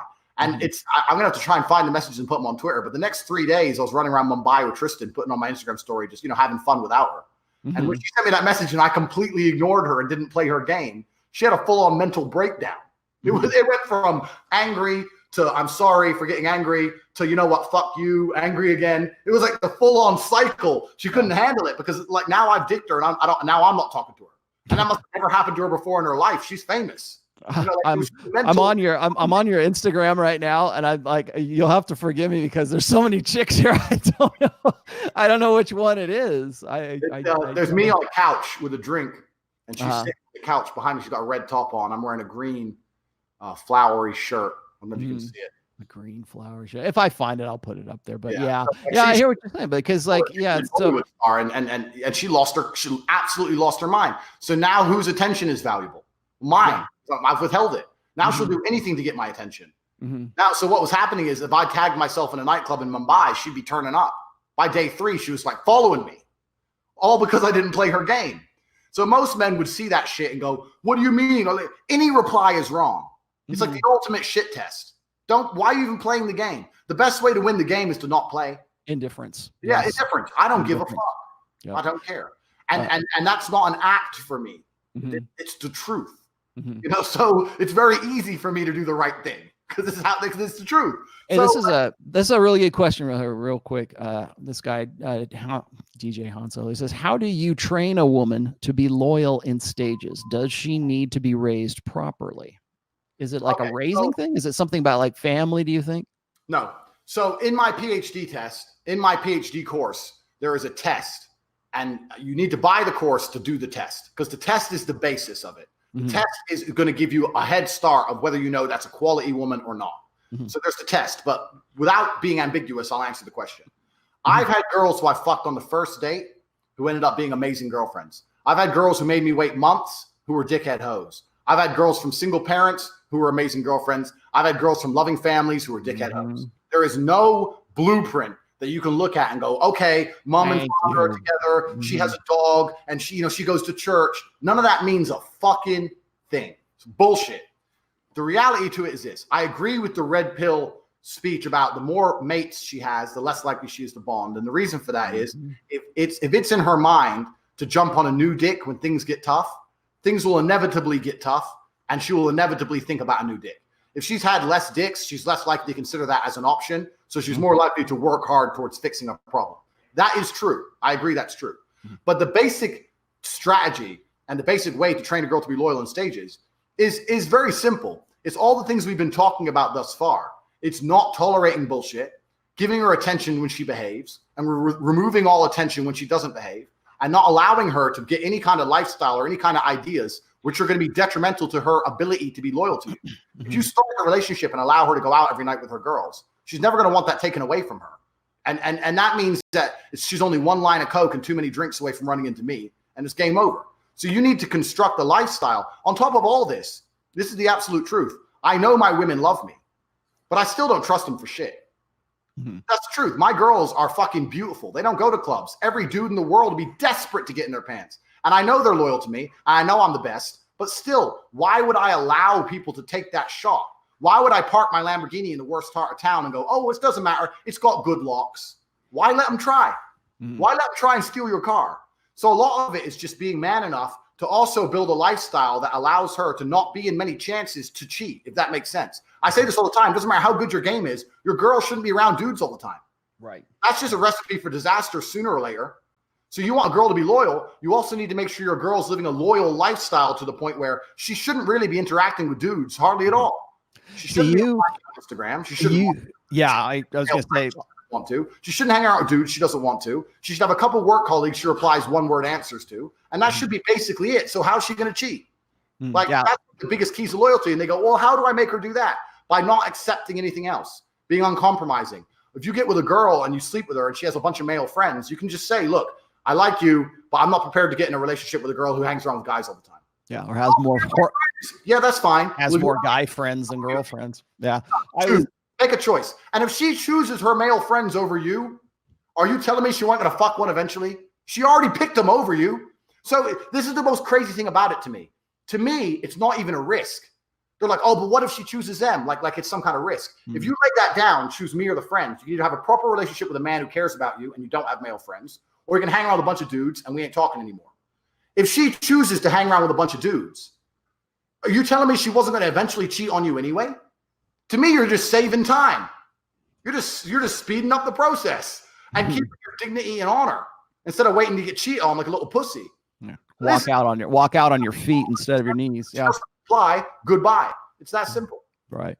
I just going to just a couple of things in here. Like I completely understand what you're talking about with respect to a woman having more. A woman who has more access or has more sexual partners in her past has a higher incidence of divorce, but also a lower incidence of being able to form healthy relationships or healthy attachments to a man in the future. This is researched, studied stuff, right?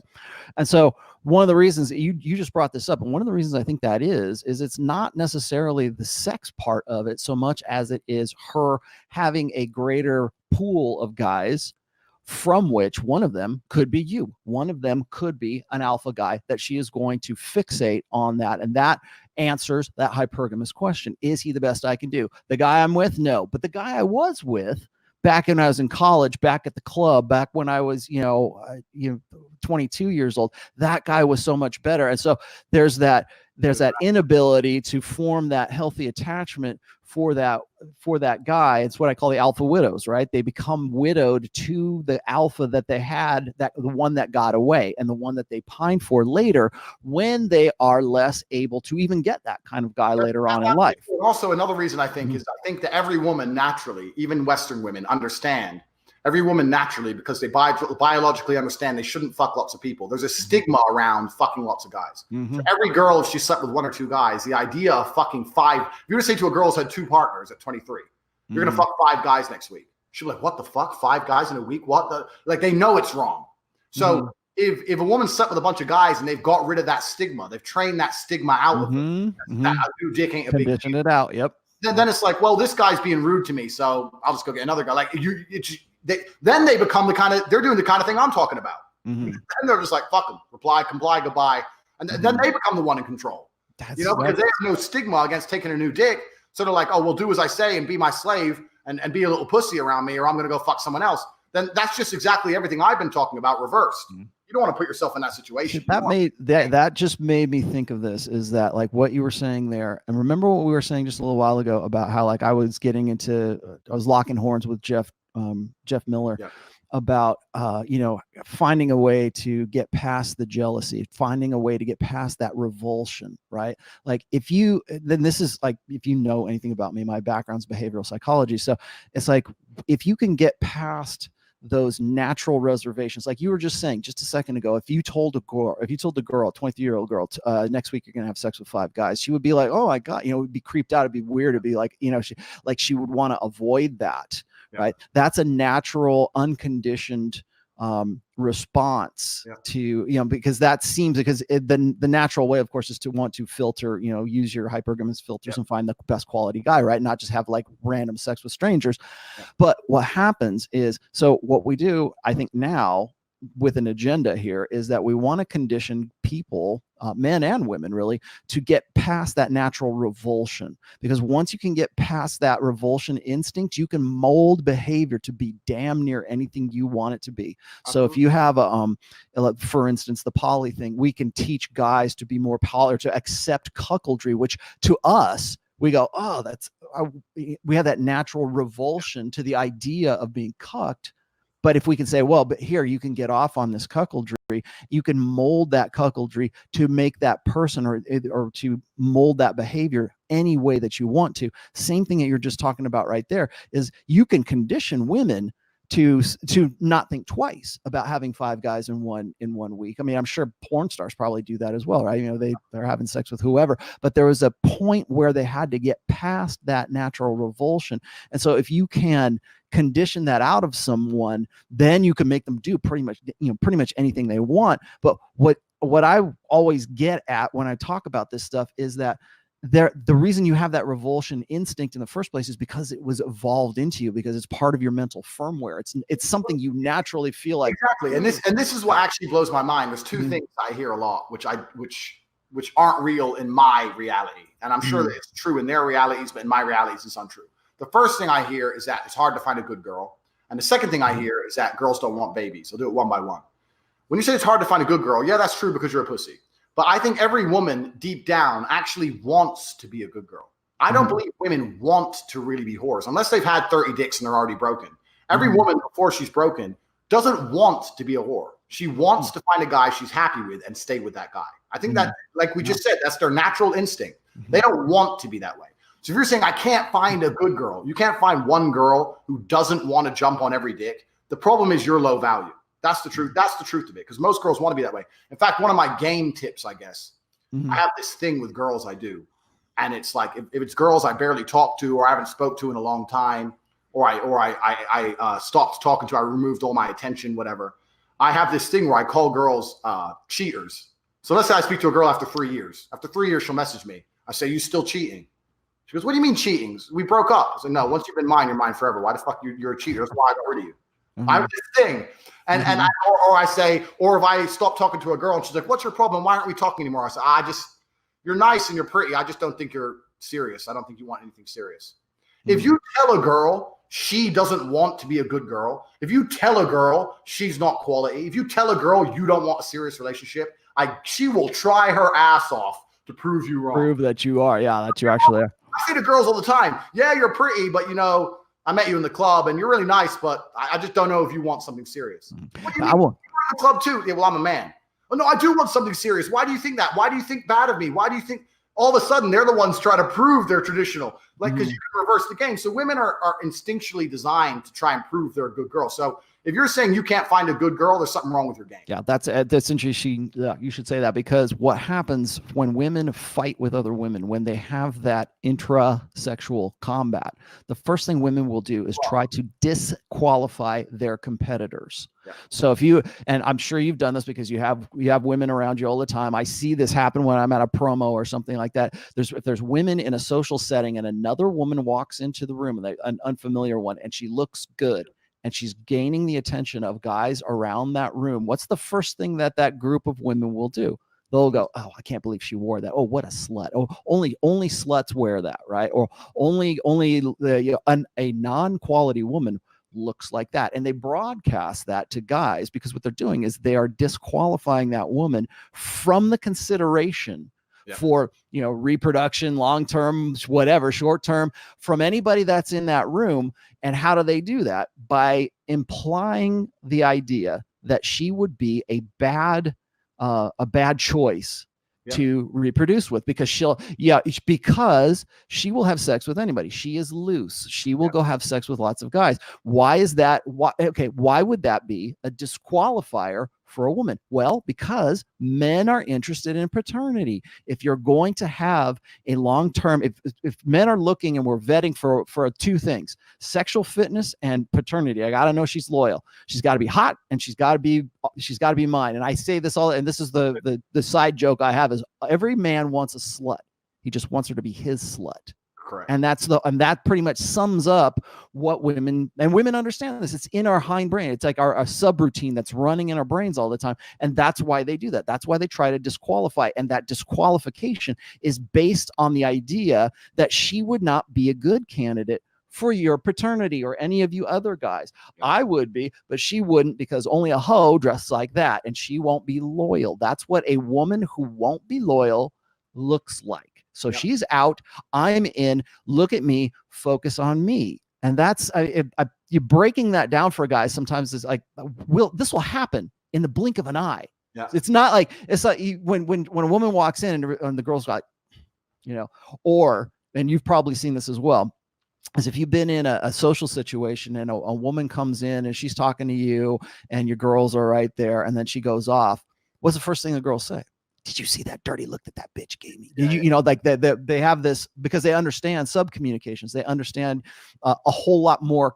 Women are more apt, I guess, with communication than men are. So when that woman comes in and you see that it happened right there in front of you, like it was going on right there, and you didn't see it, but they do. Yeah. And that's the kind of this is how instantaneous all of what I was just saying, all of this happens in the blink of an eye. And I think raising awareness for guys of that is very important. Oh, absolutely. Yeah, completely. You nailed it. Women, and like you said, women insult women by saying she's not a good girl. Mm-hmm. You tell a girl she isn't a good girl, she wants to prove she's a good girl. Every woman instinctively wants to be a good girl. And and the way I do it, I don't do it in a horrible, nasty way. I just if I disqualify them as a good girl, I do it almost for shits and giggles, or call them a cheater. They lose their minds. They can't stand it. They hate it. So every woman wants to be a good girl. So when guys go, there's no good girls left, I say, no, there's a problem with your game. Mm-hmm. Something else I teach in the PhD course. Because I'm glad you brought that up, because I wanted to sort of move this on here a little bit too. Is like, because people are gonna hit me on this. They're gonna say, well, Rollo, so there's no such thing as a quality woman. Well, when I say that because guys take that idea of a quality woman, just like you just did a minute ago here, and they use that as sort of their ideal.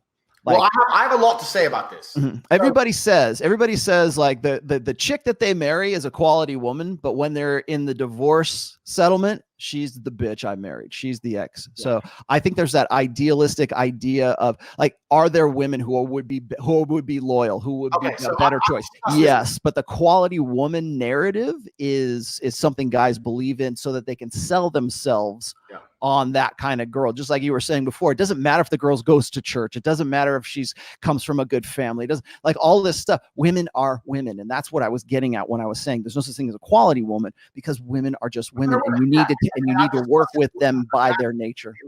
I've been asked this a million times. Go ahead. Is there such thing as a good girl? And this is what I say. The PhD test I do in the PhD course will tell you if she's a good blueprint, and that's all. Mm-hmm. If you want a quality woman, you need to build her into a quality woman from the ground up. She is a reflection of who you are as a man.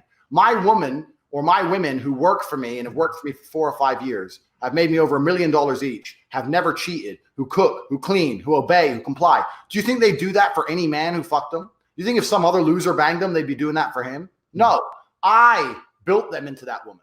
I, through being me, through conditioning them, through passing shit tests, through putting down, like we said earlier, putting down red lines that they cannot cross, through whatever, have built myself the perfect woman. A woman is a reflection of her man. I was talking to a guy, I won't say who, he's a high profile guy. He's got a blue check mark. He's on Twitter, and he was messaging me saying he has problems. And he was saying, I can't find a girl who understands that sometimes they need to take a look back and realize they have a part to play in the argument. I can't find a girl who's this. And I got advice from this guy. It was some other guy with a blue check mark. And he says, you need to find a girl who's like been through therapy and done the work. And I'm like, bro. Whoa. That is all bullshit. You need to be the kind of man who's going to set boundaries, and she's going to comply to them and eventually end up being a good woman for you. You're never going to find a good woman. You need to build a good woman. Now, you can get a good blueprint. You can get a good base model. Like we said earlier, you're trying to build a race car. It's better to start with a fucking Ferrari than it is to start with a fucking Honda. Obviously, that's normal. You can get a good base model, but to actually have a truly quality woman where you can say, I'm going to jail for 4 years. I'm going to see you every Sunday for visitation. You ain't going to fuck nobody. That's something you're going to have to build. You're not going to find it. You're not going to just stumble out in the world and find it. Because if girls like that existed naturally in the wild, the very few that do, I guarantee they're already shacked up with some dude and they ain't talking to you. So it's like you have to build a quality woman. Quality women have to be made. And that's what these guys don't understand. They're like, oh, there's no such thing as a good girl. It's like every girl who sticks around me for long enough ends up being a good girl. Because I turn them into one. Or they're not there. They either end up being a good girl or they fail tests and they get tossed aside. There's no in between. There's no other possible option. It's binary. They're a good girl or they're gone. And that's how you have to be. You have to make a good girl. I think that a lot of guys right now, when they listen to this, they, just like I was saying before, they see this as being a lot of effort. It takes effort on the part of a guy to make a good girl, to have that good relationship, like to build the Ferrari, right? You're going to build a race car, right? There's still, you still have to build it. You still have to put it all together. You have to be the one that is responsible for that. And I think a lot of guys think that it should be just like turnkey. Like you should just be able to just go in and she should just, come to you as she is. And then maybe you guys develop something later on. And I think that really what this is it's this idea, is this old school idea. Like it's the old social contract back in the day when women were more dependent on men, when women had, where they were dependent on them for security, for protection, for provisions, for, to be a good, like you can talk about, like I was saying, I keep bringing up the alpha God here, but like back in the day, in the time of like, the Old Testament or something like that, there was an understanding that that's what the guy was supposed to do. And this is what women are supposed to do. And they were supposed to be the guy, or supposed to be the woman who did all those things that you were just talking about right now. And it was probably a lot easier because there was well-defined gender roles. Now, because there's not, the barrier to entry for to have a good relationship, a man has to put in more. He's got to be the guy that is actually going to put his foot down, the guy who's going to control the frame of the relationship. He's got to be the guy who's actually going to, like you were saying, you've got to build that woman into the woman that you want her to be. Whereas I think a lot of guys still cling to this old school idea that, well, she should just come to me like that. Or if she came from a good family, then she would already be the perfect girl. Or if she didn't have feminism, she would already be the perfect girl. It's like, no, it doesn't work that way. You have to build that woman into the way that she is, or the way that you want her to be. Hey, I got another question here. Hang on, let me look at this real quick. It says, how do I respond? This is DJ Hansel. How do I respond to a woman saying to me, you look like a mugger? I wish my boyfriend was here while I am gaming her. So you're asking me what I would personally say if that happened? How do you respond to a woman saying to me, you look like a mugger? I wish my boyfriend was here while I'm gaming her. That's actually the boyfriend disclaimer, but I'll let you answer that one. Go ahead. Yeah, there's lots of different ways to do it. My philosophy to women is super, super simple. And it's like I said, it's about attention. And my biggest weapon is the takeaway. So if let's say that happened to me, I consider that an insult. Negative reinforcement. Mostly. And she said she has a boyfriend, whatever. So if she said, I wish my boyfriend was there, I said, oh, you have a boyfriend. I don't like girls with boyfriend. Have a good night. And I'd walk off. That's truth. That's what I genuinely do. And I'm guaranteeing you, she'd sit there and go, and she'd be pissed off that the guy who was giving her attention just vanished. Now, there's going to be other guys who will say, do other things. I'm just telling you what I would do because I've had similar situations. My boyfriend's coming soon. Oh, boyfriend. You have a boyfriend? I don't like girls with boyfriend. You should be a virgin when I meet you. No, bye. Some bullshit and walk off. And I'll just vanish on them. I just do the takeaway. And that's always worked very well for me because girls, when you start gaming a girl, she doesn't expect you to just disqualify her. Oh, you're not good enough. Bye. They don't, it's an ego shot for them. Oh, you have a boyfriend? Oh, I don't like girls with boyfriends. Goodbye. You're telling her she ain't good enough. And that's what's always worked well for me. That's what I would personally say. Yeah, it's funny. I 100% agree with you. But I think that there is in old school PUA, there was this idea that you, depending on who you are, if you had the ethics that said, you know what, I don't want to deal with if she's already in a relationship, whatever. That's what's called the boyfriend disclaimer. When a woman starts talking about her boyfriend while you are in the process of talking to her or chatting her up, she is saying that she's inserting that into the conversation to basically tell you, I know what you're doing and I'm not into it. So at that point, you can either do what you would do is just say, hey, I'm not into girls with boyfriends. See you later. Or like a lot of guys will say from the PUA side, they will say, well, you can push past that. You gotta run what's called a boyfriend destroyer. You can move past that. But my take on that was always, if the chick is not 100% into you, if she's not 100% interest, if there's not 100% genuine desire, I don't want to be responsible for having to try to kick that up by if she's not really into it, right? If she doesn't have the genuine desire, if she's not really into me, if she's not the kind of girl who wants to blow off her boyfriend to get with me in the first place, like I want a woman who has the kind of desire where she will tattoo her name on her body, your name on your body. I was going to bring that out. That kind of, but that be her idea, not me going, hey, why don't you tattoo my name on your body? No, she goes, you know what? Look, I got this new tattoo. It's your name. Yeah, we'll talk about that. That's where you want. That's desire. Yeah. If a girl says to me, oh, well, if I'm talking to a girl for a while and she goes, well, what will my boyfriend think? I'll say, well, are you going to tell him? Are you going to tell him? Well, and they start laughing. You can say, like, who's telling him? I'll tell him if you want. I'll tell him. I'll tell him right now that I'm talking that me and you are going to get married. What's he going to do? Like, I'll be very like, fuck him. That's how I'll be. But the way he phrased the question, if she's saying you're a mugger, I can't wait till my boyfriend gets here, as in he's on his way. Well, then you may as well fucking pull the ego shot to her and leave anyway, because otherwise you're gonna end up in a fist fight when the dude turns up. So like, there's not much else you can do there besides, boyfriend, disqualify it. But if I'm talking to a girl online or something and she goes, and I say, look, you're coming with me, I'm gonna see you on Thursday. What would my boyfriend think? I'll just reply, don't tell him then, ? Or if someone has to tell him I will, he won't say shit. As in he's a pussy. So you can disqualify him in a few different ways. But yeah, the boyfriend thing happens now and again. But the way he asked that question, I don't think there's much else you can do. Yeah, but where do you go with that? Boyfriend, so. That's why another thing I'd say when girls go, I have a boyfriend. I'm like, so. Yeah, I want to get into this too. We're coming up on the 2-hour mark here. We got about 20 minutes left. I do want to ask you this because I know you're doing the PhD program, and I know you're right now you're in LA and you're doing these seminars. I guess they're get-togethers or whatever, the war room thing.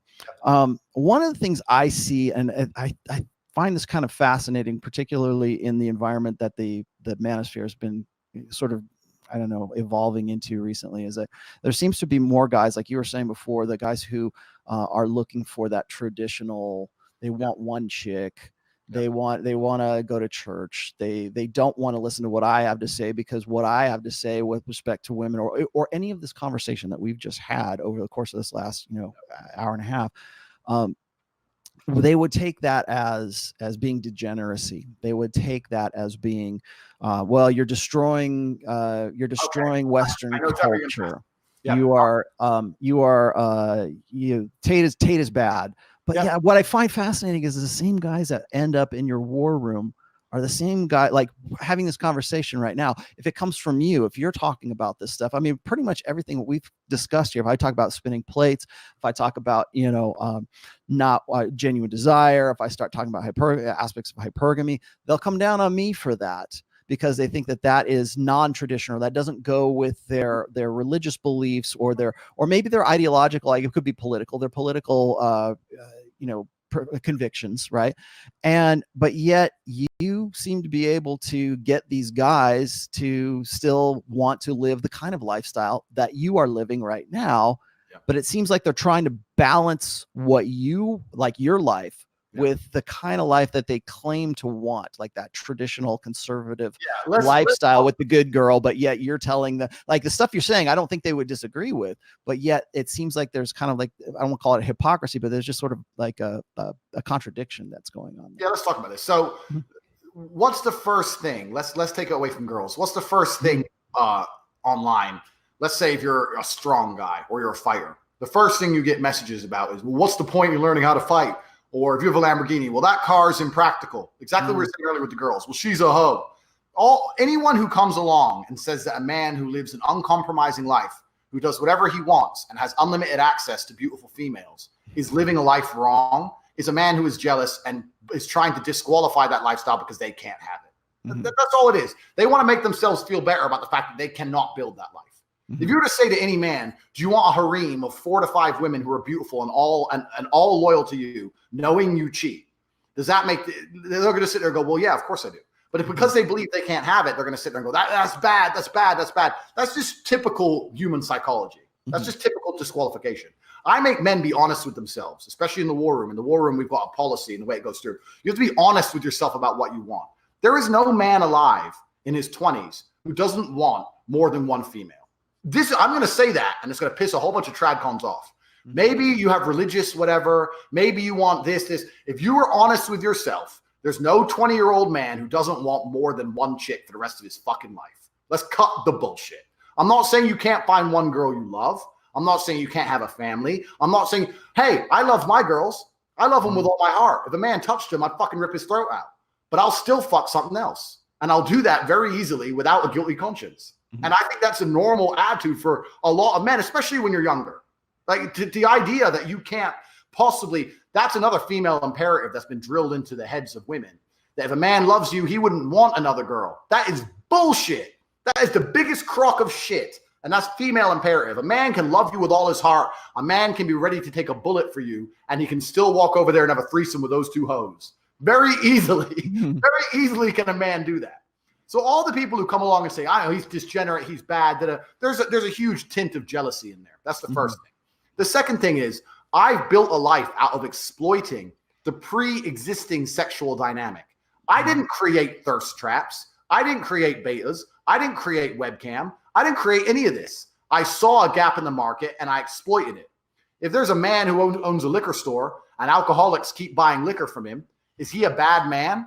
Well, if he closes his liquor store, they'll just buy it somewhere else. So the only person whose life gets worse, no one's life gets better. I'm making millions of dollars a year. Why should I close down in the name of morality so these guys can go send money to some other girls? I don't save the world. I just damage my own life.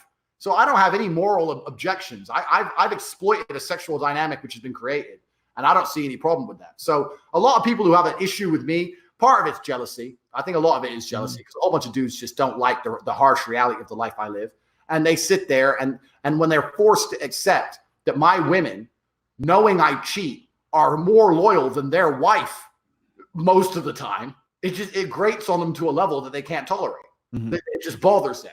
It's a huge thing, and that's all it is. But I make men, especially in the war room, I make men be accepting of what they really want. Last night at the war room event, I said to the guys, every guy, I said, you're king of the world. You're Jesus and you can control minds. How many wives do you want? Every single one of them is like, well, 3, 2. Like no one wants, like, if you're really be honest with our complete, and I'm not saying that you're less of a man if you don't have it. I'm not saying anything like that. I'm saying if you're truly in touch with your biological instinct, especially access, because I'm starting to feel it now. I'm only 32, but I'm starting to think, like, if I've got 2 chicks around the house now, that's enough. When I was 23, 24, there was like 7, 8 girls living with me. It was insane, So, like, especially when you're younger, this is the natural state of man. And anyone who says it's not true is a fucking liar. And they'll convince themselves it's not true because they can't pull it off. And that's up to you. But I'm a person who's very, very in touch with what he wants and refuses to compromise. I don't give a shit what society says. There's 2 more points I want to mention quickly. The first one is about that. If he loves me, he will never love you. Wouldn't want to cheat thing. That is the ultimate weapon the female imperative has instilled. And one of the things I get asked the most about is how do your women accept cheating? And I can talk about this at length because I get this all the time. I've got a girl, but I want other girls. How do I get her to accept cheating? I get this all the time. And I try and explain that it's actually not very, very difficult. She has to obviously respect you. You have to obviously be in a super dominant position. You can't just pull this off if you're jack average. I'm not saying that. But my point is very simple, is that females show love through sexual exclusivity. This is how females show their dedication to a man. And men have been conditioned that they have to show love and show dedication through sexual exclusivity. And this is not natural for men. And the way that most men show their love is purely through sexual exclusivity. If you can find another way to show a girl you love her, anyway, it can be stupid.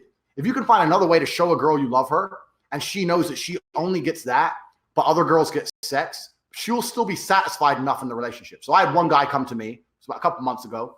He said he joined the war room. He bought the PhD course. He had a girlfriend. He goes, I want what you've got. I'm cutting the bullshit. I want lots of women. How do I have multiple girls? And I said, all right, here's what you're going to do. We're going to start it off easy. You're going to start sleeping with other girls. You're not going to tell your girl. You're going to wait till you get caught. Because there's no point sitting down trying to be rational with females. It doesn't work. Wait till you get caught. Don't try and get caught, but wait till you get caught. He got caught. We did a Skype call. He goes, what do I do now? I was like, look, be uncompromising. Be very, very clear about, look, I fuck girls, but I only love you. It ain't a big deal. If you want to leave me, leave me. Be indifferent. Just be very strict with it. Anyway, we got to a point where him and his girlfriend have an agreement. He only sleeps next to her because he hugs her, he cuddles her, he kisses her. He only sleeps there. But if he's out and he fucks girls, as long as he comes home, she doesn't even ask anymore.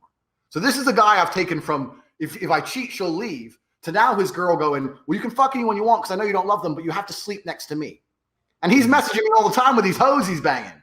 And he's like, I can't believe it. And I was like, no, it's very simple. Your woman has a way to latch her mind onto believing that you only love her because you're showing your love through another method as opposed to sexual exclusivity. If you remove and change that barrier, it's very easy to sleep with lots of women and your women go, yeah, but I know he loves me. And she'll be secure enough to let you do it. It's really doable. And it's not doable for everyone. I mean, if you're not in control of your chick or you're barely hanging on to a relationship, don't try that shit. But that's the game. But this whole idea that men have to be sexually exclusive to show that they're dedicated to a woman is a complete fucking farce. Like I said, I'll take a bullet. If 10 men were to walk in here with machetes and try and rape my girl, I would die defending her. But I will cheat on her ass every fucking day.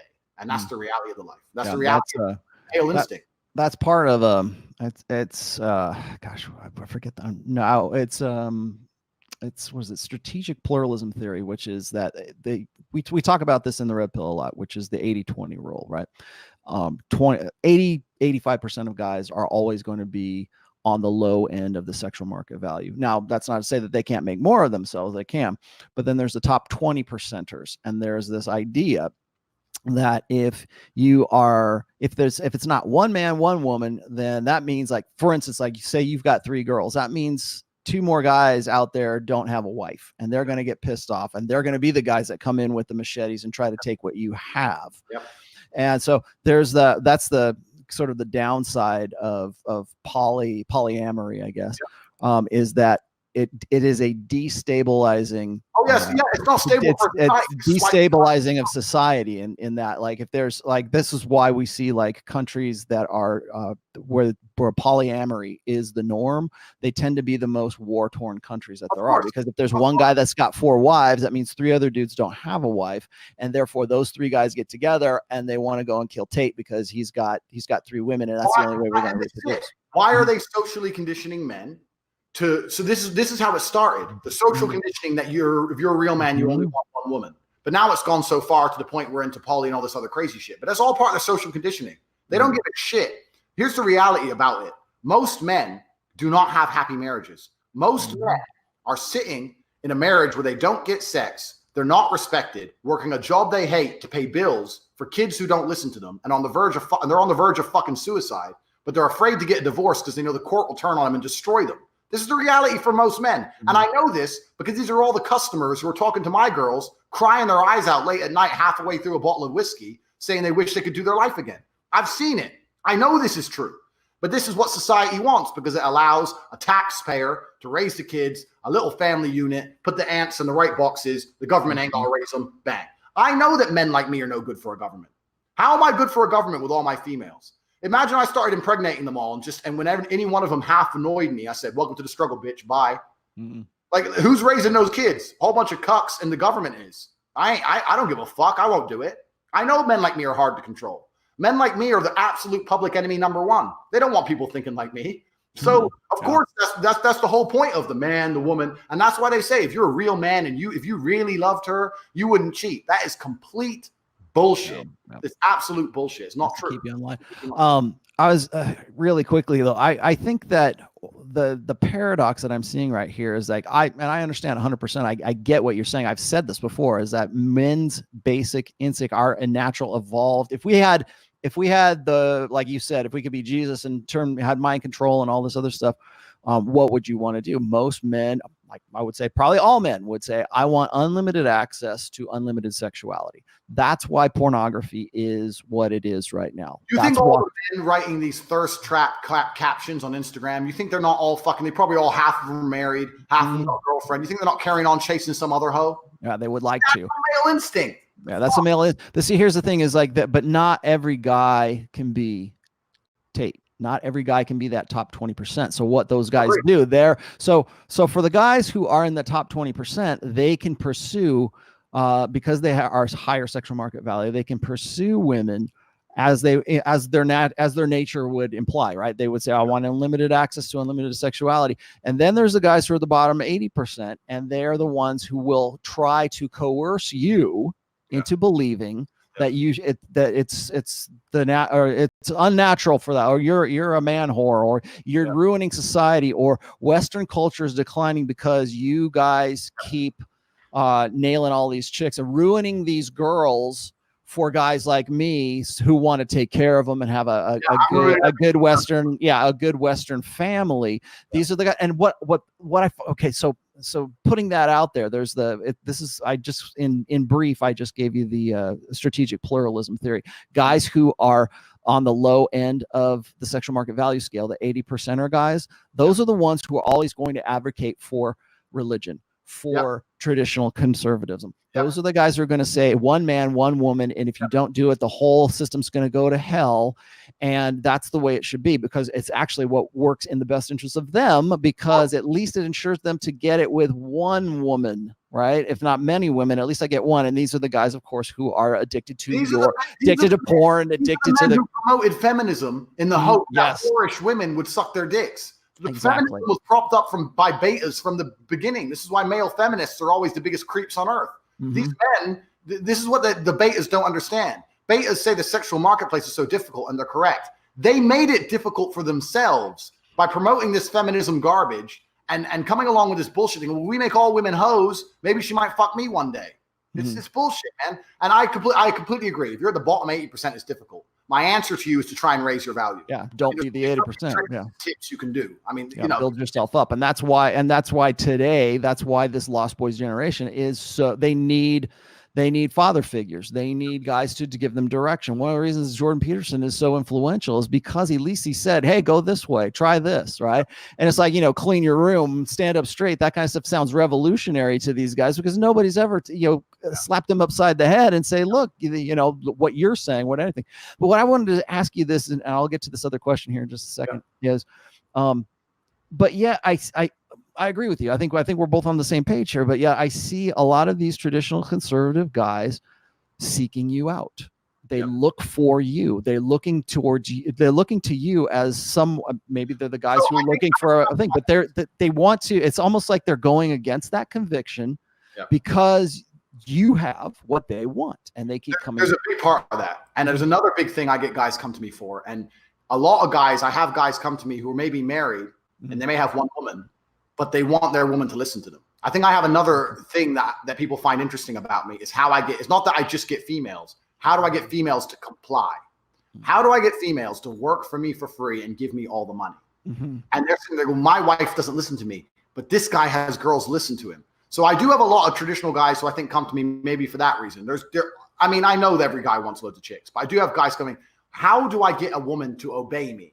Because deep down, every man on earth, it doesn't matter who you are, every man on earth wants to feel respected. You want to feel respected, especially from your woman. If you feel like your woman doesn't respect you, you're going to live an unhappy life. If she talks to you like you're a punk, you're going to be unhappy. Men value respect to the point where in the olden days, if a man dishonored a man, it was a duel. You said, what, motherfucker? Someone's got to die. You can't call me a name. Men value respect. So when your woman's hitting on you and not respecting you and calling you names and shit, this is why you're so miserable. So men want to feel respected. So I have a lot of guys come to me and say, how do I make my woman respect me? And how that's done, we've discussed already a lot throughout this podcast. But I think that's one of the appealing things I have is when guys understand that I do have a cam business and I do have girls who obey me. They have guys don't like the answer, because the answer is you have to cut the ones who don't obey, and you have to be ruthless, and you have to be a man. But then when you start telling them that, they're like, oh, I'm not man enough to do That's that. Too much. Yeah. I can't do that. Well, I have guys will hit me up, and they're usually older guys. They're in the prime suicide demographic, which is like 45 to like 60, somewhere around there. And these are the guys who just want to have a better marriage. They just want their wives to have sex with them. Because they've gone so long and they don't know how to do it. And they don't. Women fuck men they respect. I have girls who have said to me, you know what? I actually fucking hate you, but I can't stand you, like in at dinner, and then fuck me same night. Women will fuck you if they don't like you, if they respect you. It's nothing to do with like. It's nothing to do with nice. It's nothing to do with love, even love. It's to do with respect. Because there's how many times have you heard a girl go, well, I still really love him. I love him, but we're just not right for each other. She can still love you, but she doesn't respect you. She ain't fucking you. It's all down to respect. If you want a woman to sleep with you, she needs to respect you. I'll tell you something now, man. Women want sex more than men do. I turn down sex 90% of the time. I can't be asked. My chick wants sex, or all these chicks want sex more often than I can be bothered to do it, because I got to do all the work. So like women should be the ones chasing the man. When they respect you, they become dick obsessed. On my phone, every time I open my phone anywhere public, if anyone's ever like kind of looking over my shoulder, all they see is just titties. It's just fucking all these chicks are sending me pics and all that. All it is, please bang me. Because I, this is how women are. They respect you. They want it nonstop. My dad used to say, the pole gets tired before the hole. It's true. Like, so this is the reality of it. So if she doesn't, women will become completely frigid as fuck when they don't respect you. So you have to make a woman respect you. So I have a lot of guys come to me and say, how do I make a woman respect you? But they don't like the answer. The answer is the hard, cold truth, is that if you have no other options, how would she respect you?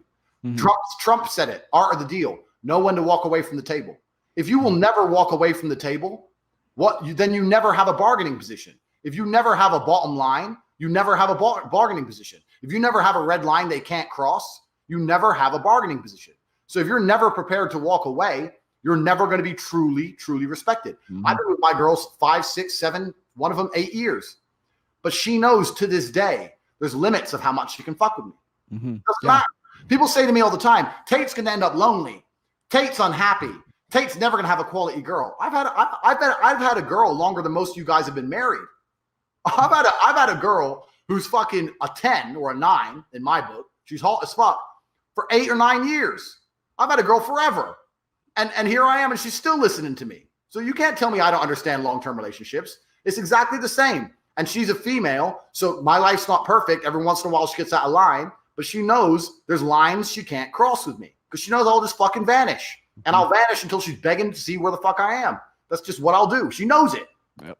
And you've got to be that way. So guys come to me and say, how do I get my woman to respect me? And then I tell them the truth, and they're like, oh, I don't want to do that. Well, then you never have a line. You never have a red line. You're never gonna have that true. Put up with anything. Yeah, you'll put up with anything in the end. Yeah. So who gives a shit what you say? Words are cheap.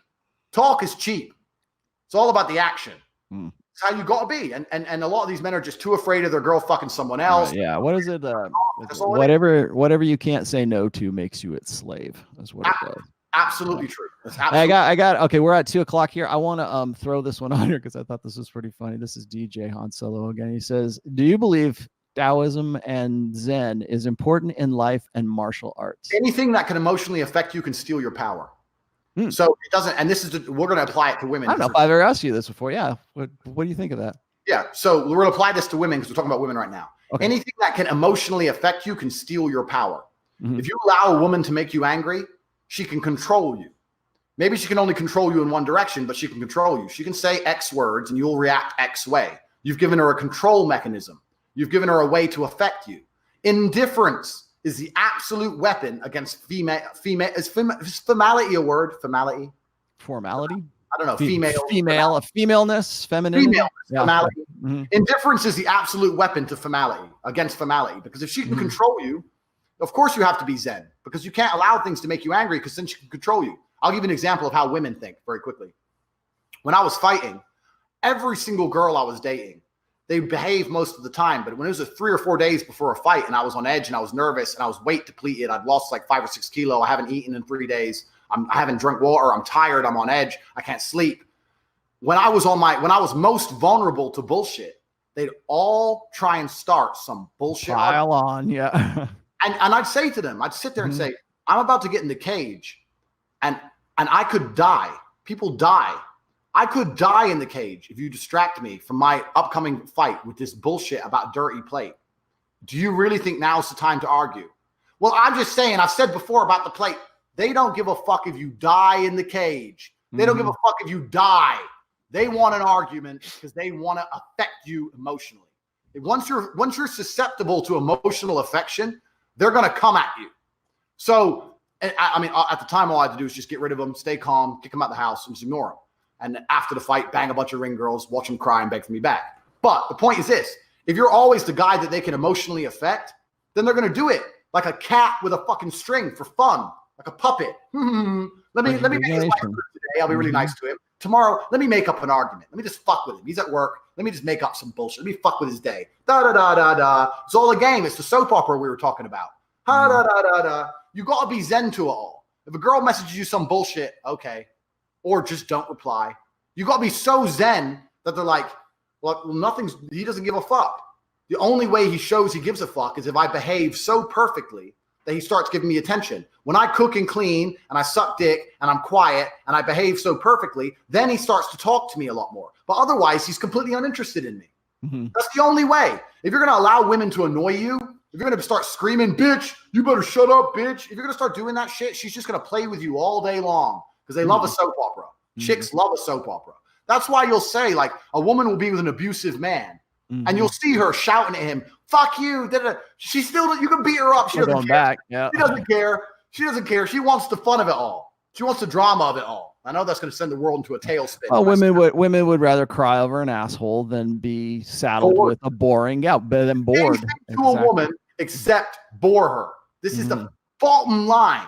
This is why they like funny guys. Funny ain't enough anymore. Hey, this is a good one because I've written about this as well. It says, don't women and men view respect differently? I would say yes. I don't know if you would say yes or no, but I think yes, and I'll tell you why. Because there's a respect I've said this before, is that men and women have different concepts of love, but they also have different concepts for other things, and respect is one of those things. Yeah. So when women are raised, particularly in Western society, there is this presumption that they get a default respect just for being a woman.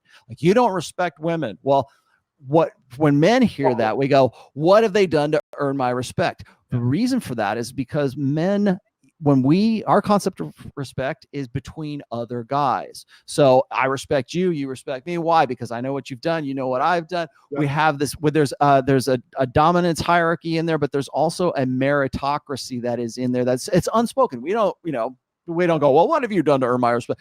Yeah. We don't do that, but we understand that kind of innately when we're dealing with each other as men. And so there is a male kind of respect, and then there's the female kind. So women, when we talk about respect with women think of that not as, oh, I got to earn respect.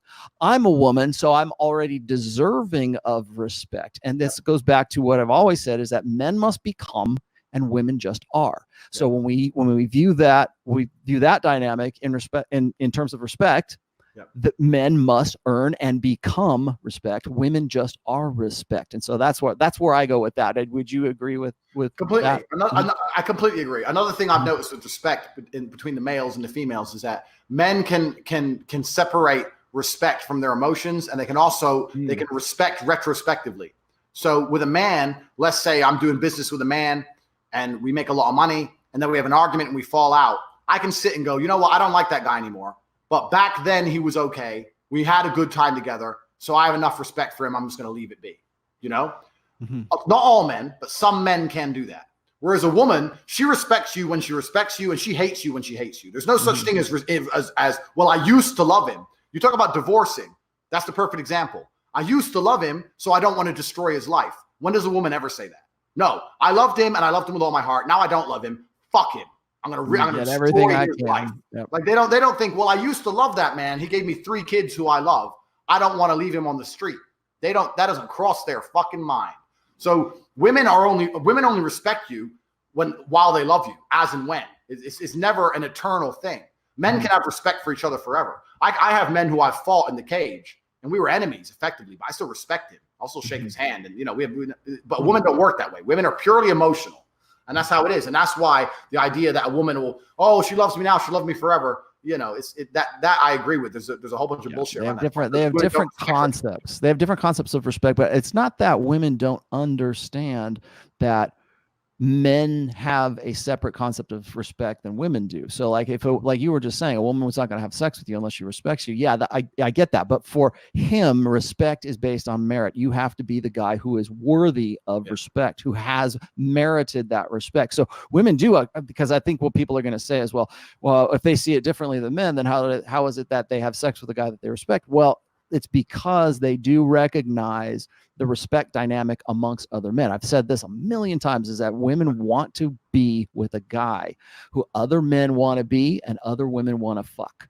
And that is all based on respect. Same thing. The easiest way to make a woman respect you is for her to realize you have access to all these other women. And then she's going to respect. And then on an instinctive level, she's just going to respect you like as a man. There's something instinctively there. Well, he's a man and he can fuck all these girls. She has to respect you on some level. Yeah, it's pre-selection is what it is. It's women see you as being pre-selected, and they see that men look up to you, or they have some sort of respect for. Even if they don't look up to you, at least they have some respect for what you've done and what you're about. And this goes into the tattoos, because I get asked all the time about how I get girls to get tattoos. I get asked this all the time, and they think I've got some trick, like I tricked the girl or I forced the girl, or it's really not like that. One of its respect is a huge part of it. The girls are proud of my name to the point where they respect me enough that they're happy to put my name on them. But the other thing is the thing we talked about earlier about how there's no good girls, and how if you tell a girl she's not a good girl, how much it bothers them. And that's about 90% of the tattoo game. So I'll say to the girl, well, you're serious about us. She goes, yeah, I'm serious. I was like, why don't you tattoo my name on you then? She goes, oh, because we're going to split up. I was like, well, I thought you were serious. Well, I am. How serious are you? Are you going to cheat? No, I'm not going to cheat, but you might cheat. So what? So if I talk to a girl, you're going to leave me? I thought you were loyal. Well, I am loyal. So then if you're loyal to me and you're a good girl and you do as I say, why are we going to split up? Well, we're not. Then what's the problem with the tattoo?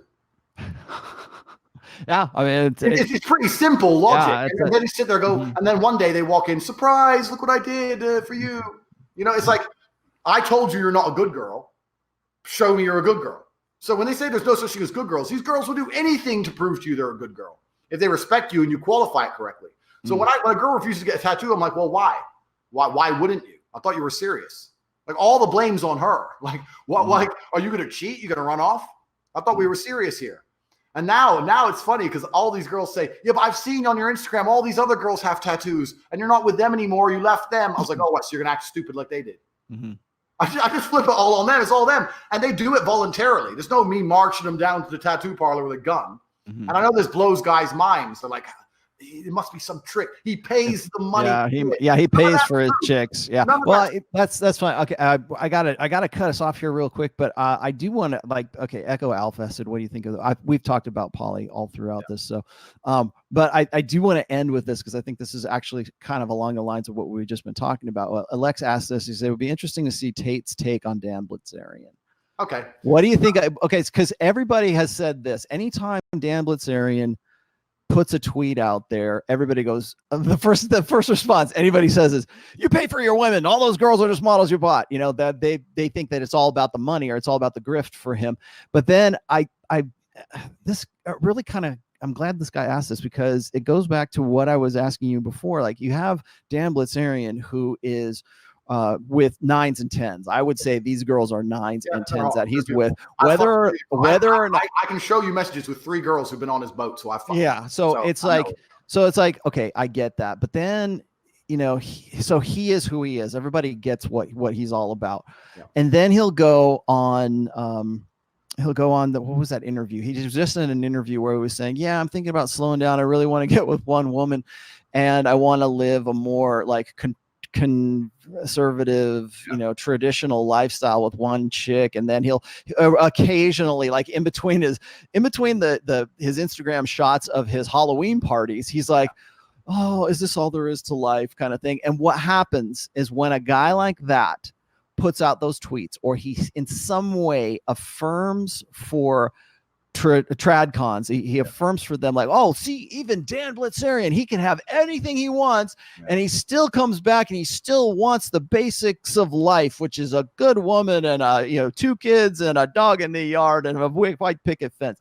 And so they use that as kind of like their own like self-righteous justification for for their own, for what it is. But I wanted to throw that out there because I'm interested as well. Like, what do you think about Dan Blitzerian, particularly with respect to him having it all and then still wanting to live that more like conservative lifestyle? He's trolling.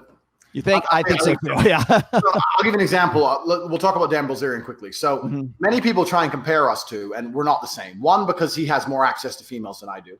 I'll be honest. The guy can get any girl on earth, because he has a much higher status than I do. He's more famous than I am. Let's be honest. So that's the first thing. Second thing, we're in a different category because although I don't think he pays his girls, I know for a fact, because I know girls who have fucked him, who I fucked too, he pays their flights, he pays their hotel. Like, so he does look after the girls, whereas my girls work for me and give me money. So in many ways, I see me as above him from a game perspective, because I'm saying I'm going to teach you how to make girls pay you. Whereas he can never teach that because he just pays for his girls' things. He doesn't physically hand them money. But he's a multi-millionaire, so he'll book him a flight. He'll do whatever. So I think we're on different planes. We have different attitudes towards women. That's the first thing. The second thing is, I'll tell you something I do. If I pull up to a gas station in a Lambo and a guy comes out and goes, wow, that's a Lambo. I'd love to have a Lambo. I usually reply something like, yeah, it's uncomfortable. And I do that to come across as an ungrateful fuck. Like, I have the car everyone dreams of and I'm moaning the seat's too hard. And it's almost like another level of fuck you on top. Well, yeah, it's all right, but it's uncomfortable.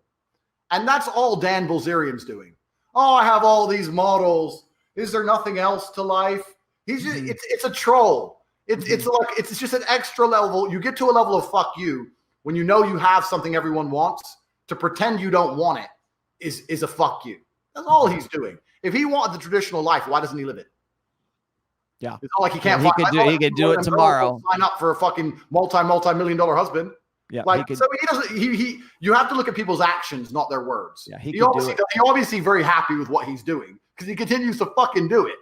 So this is the reality of it. So anyone who tries to look at Dan Bilzerian to justify a trad life is a fucking moron. Right. Anyone who tries to look at Dan Bilzerian and say that his life is vapious and he's unhappy. Look, he's going to need kids one day because I think men have a natural. We all want offspring. This is natural. Are you going to have kids? Do you want to have kids? Or you want to get married? Or are you? Maybe you don't want to get married, but no, like, I have loads of kids.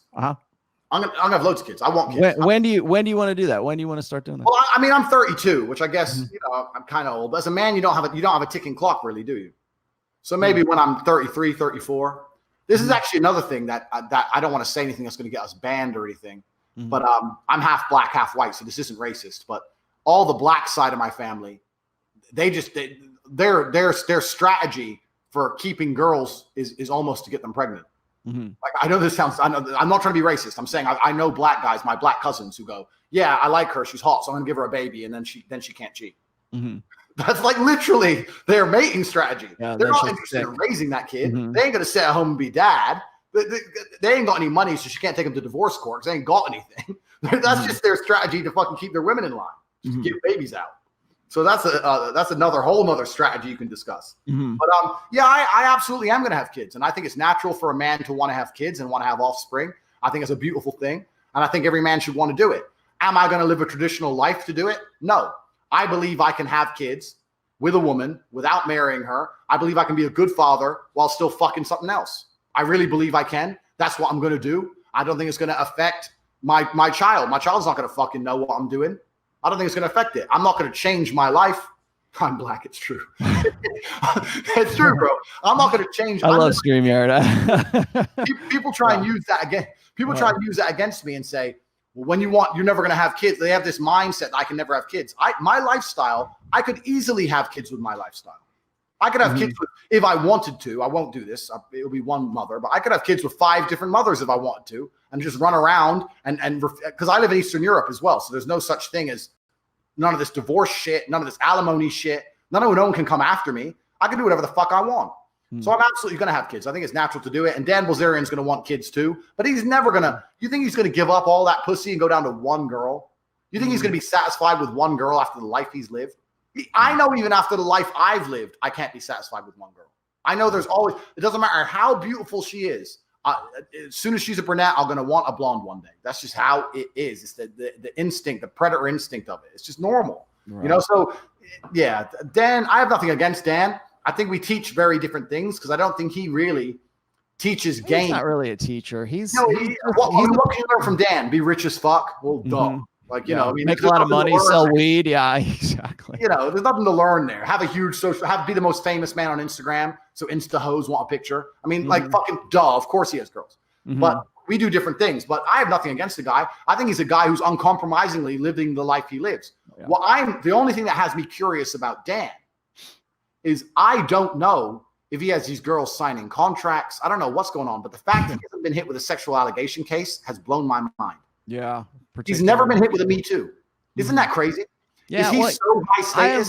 I was just going to say, I have a theory about that. When Me Too started blowing up and everybody was saying, you know, if you look at these guys who, the guys who get the Me Too allegations are usually guys who try to play along with women's narrative. So if it's a guy who's like a male feminist, as soon as you say you're a male feminist, you can pretty much start the clock because you're going to get something's coming down the pipes right there. But then you got a guy like Gene Simmons, right? He's had one allegation. It went away. It's completely gone. Why is it that rock stars who have had like, you know, who are happily say I've had sex with thousands of women, not one of those thousands of women has come back and said, oh, he raped me or he touched me the wrong way. You're not seeing those things because there's a difference between the kind of guy that a woman wants that attention from and the kind of guy that she doesn't want. And I think that when 9 times out of 10, when you look at the Me Too allegations, it's usually women who say, oh, that guy was creepy. He was why? Because he's a beta guy who's trying to pass himself off as an alpha, and he thinks he can get away with behaving as if he's Tate, right? As if he's somebody else. But he's not really like that. And there's this incongruency. Well, guess what? Now women have the ability to sort of like mandate that legally, that if you're a beta guy, you shouldn't be trying to pretend that you're an alpha guy. And that's why guys like you, guys like me, guys who are particularly in pickup artistry and that kind of stuff, guys who are in the game, teaching guys to be better. The reason why women hate that so much is because you're teaching guys to be better, to actually be that guy, to actually be the guy that maybe he inspires respect and arousal and attraction. And it might actually be that guy because it removes a degree of control away from them because they want 100% total control. They want the guy who's the real deal. Well, it's one thing to be the guy who's the creepy 80%er guy, and it's another thing to be the 20%er guy who actually gets laid and is deserving of respect that women want to get with. But to say, hey, Mr. Beta guy, who's like, you're part of the 80%, you want to be part of the 20%, I'll teach you how to be part of the 20%. Women hate that because you're tricking them. You're getting past that hypergamous filter by turning those guys into better people. That's why they hate you. That's why they hate the red pill, really. Is because it reveals the game, and then it teaches guys, look, here's how it's played, and here's what's being done with you. Why don't you become a better person? I'm not trying to say be disingenuous or trick or fool anybody. Actually be that person. Here's how you can do that. Oh no, you're going to turn a creep into a guy that I might actually like, right? Yeah. Sorry, but that's, now it's not going to be guys like me that do this. It's going to be women. It's going to be women's actions that wake up guys more than you or me or anybody else. So anyways, this has been great, man. I gotta cut it. We're at 2:21 right now. If you guys haven't hit the subscribe button, please do.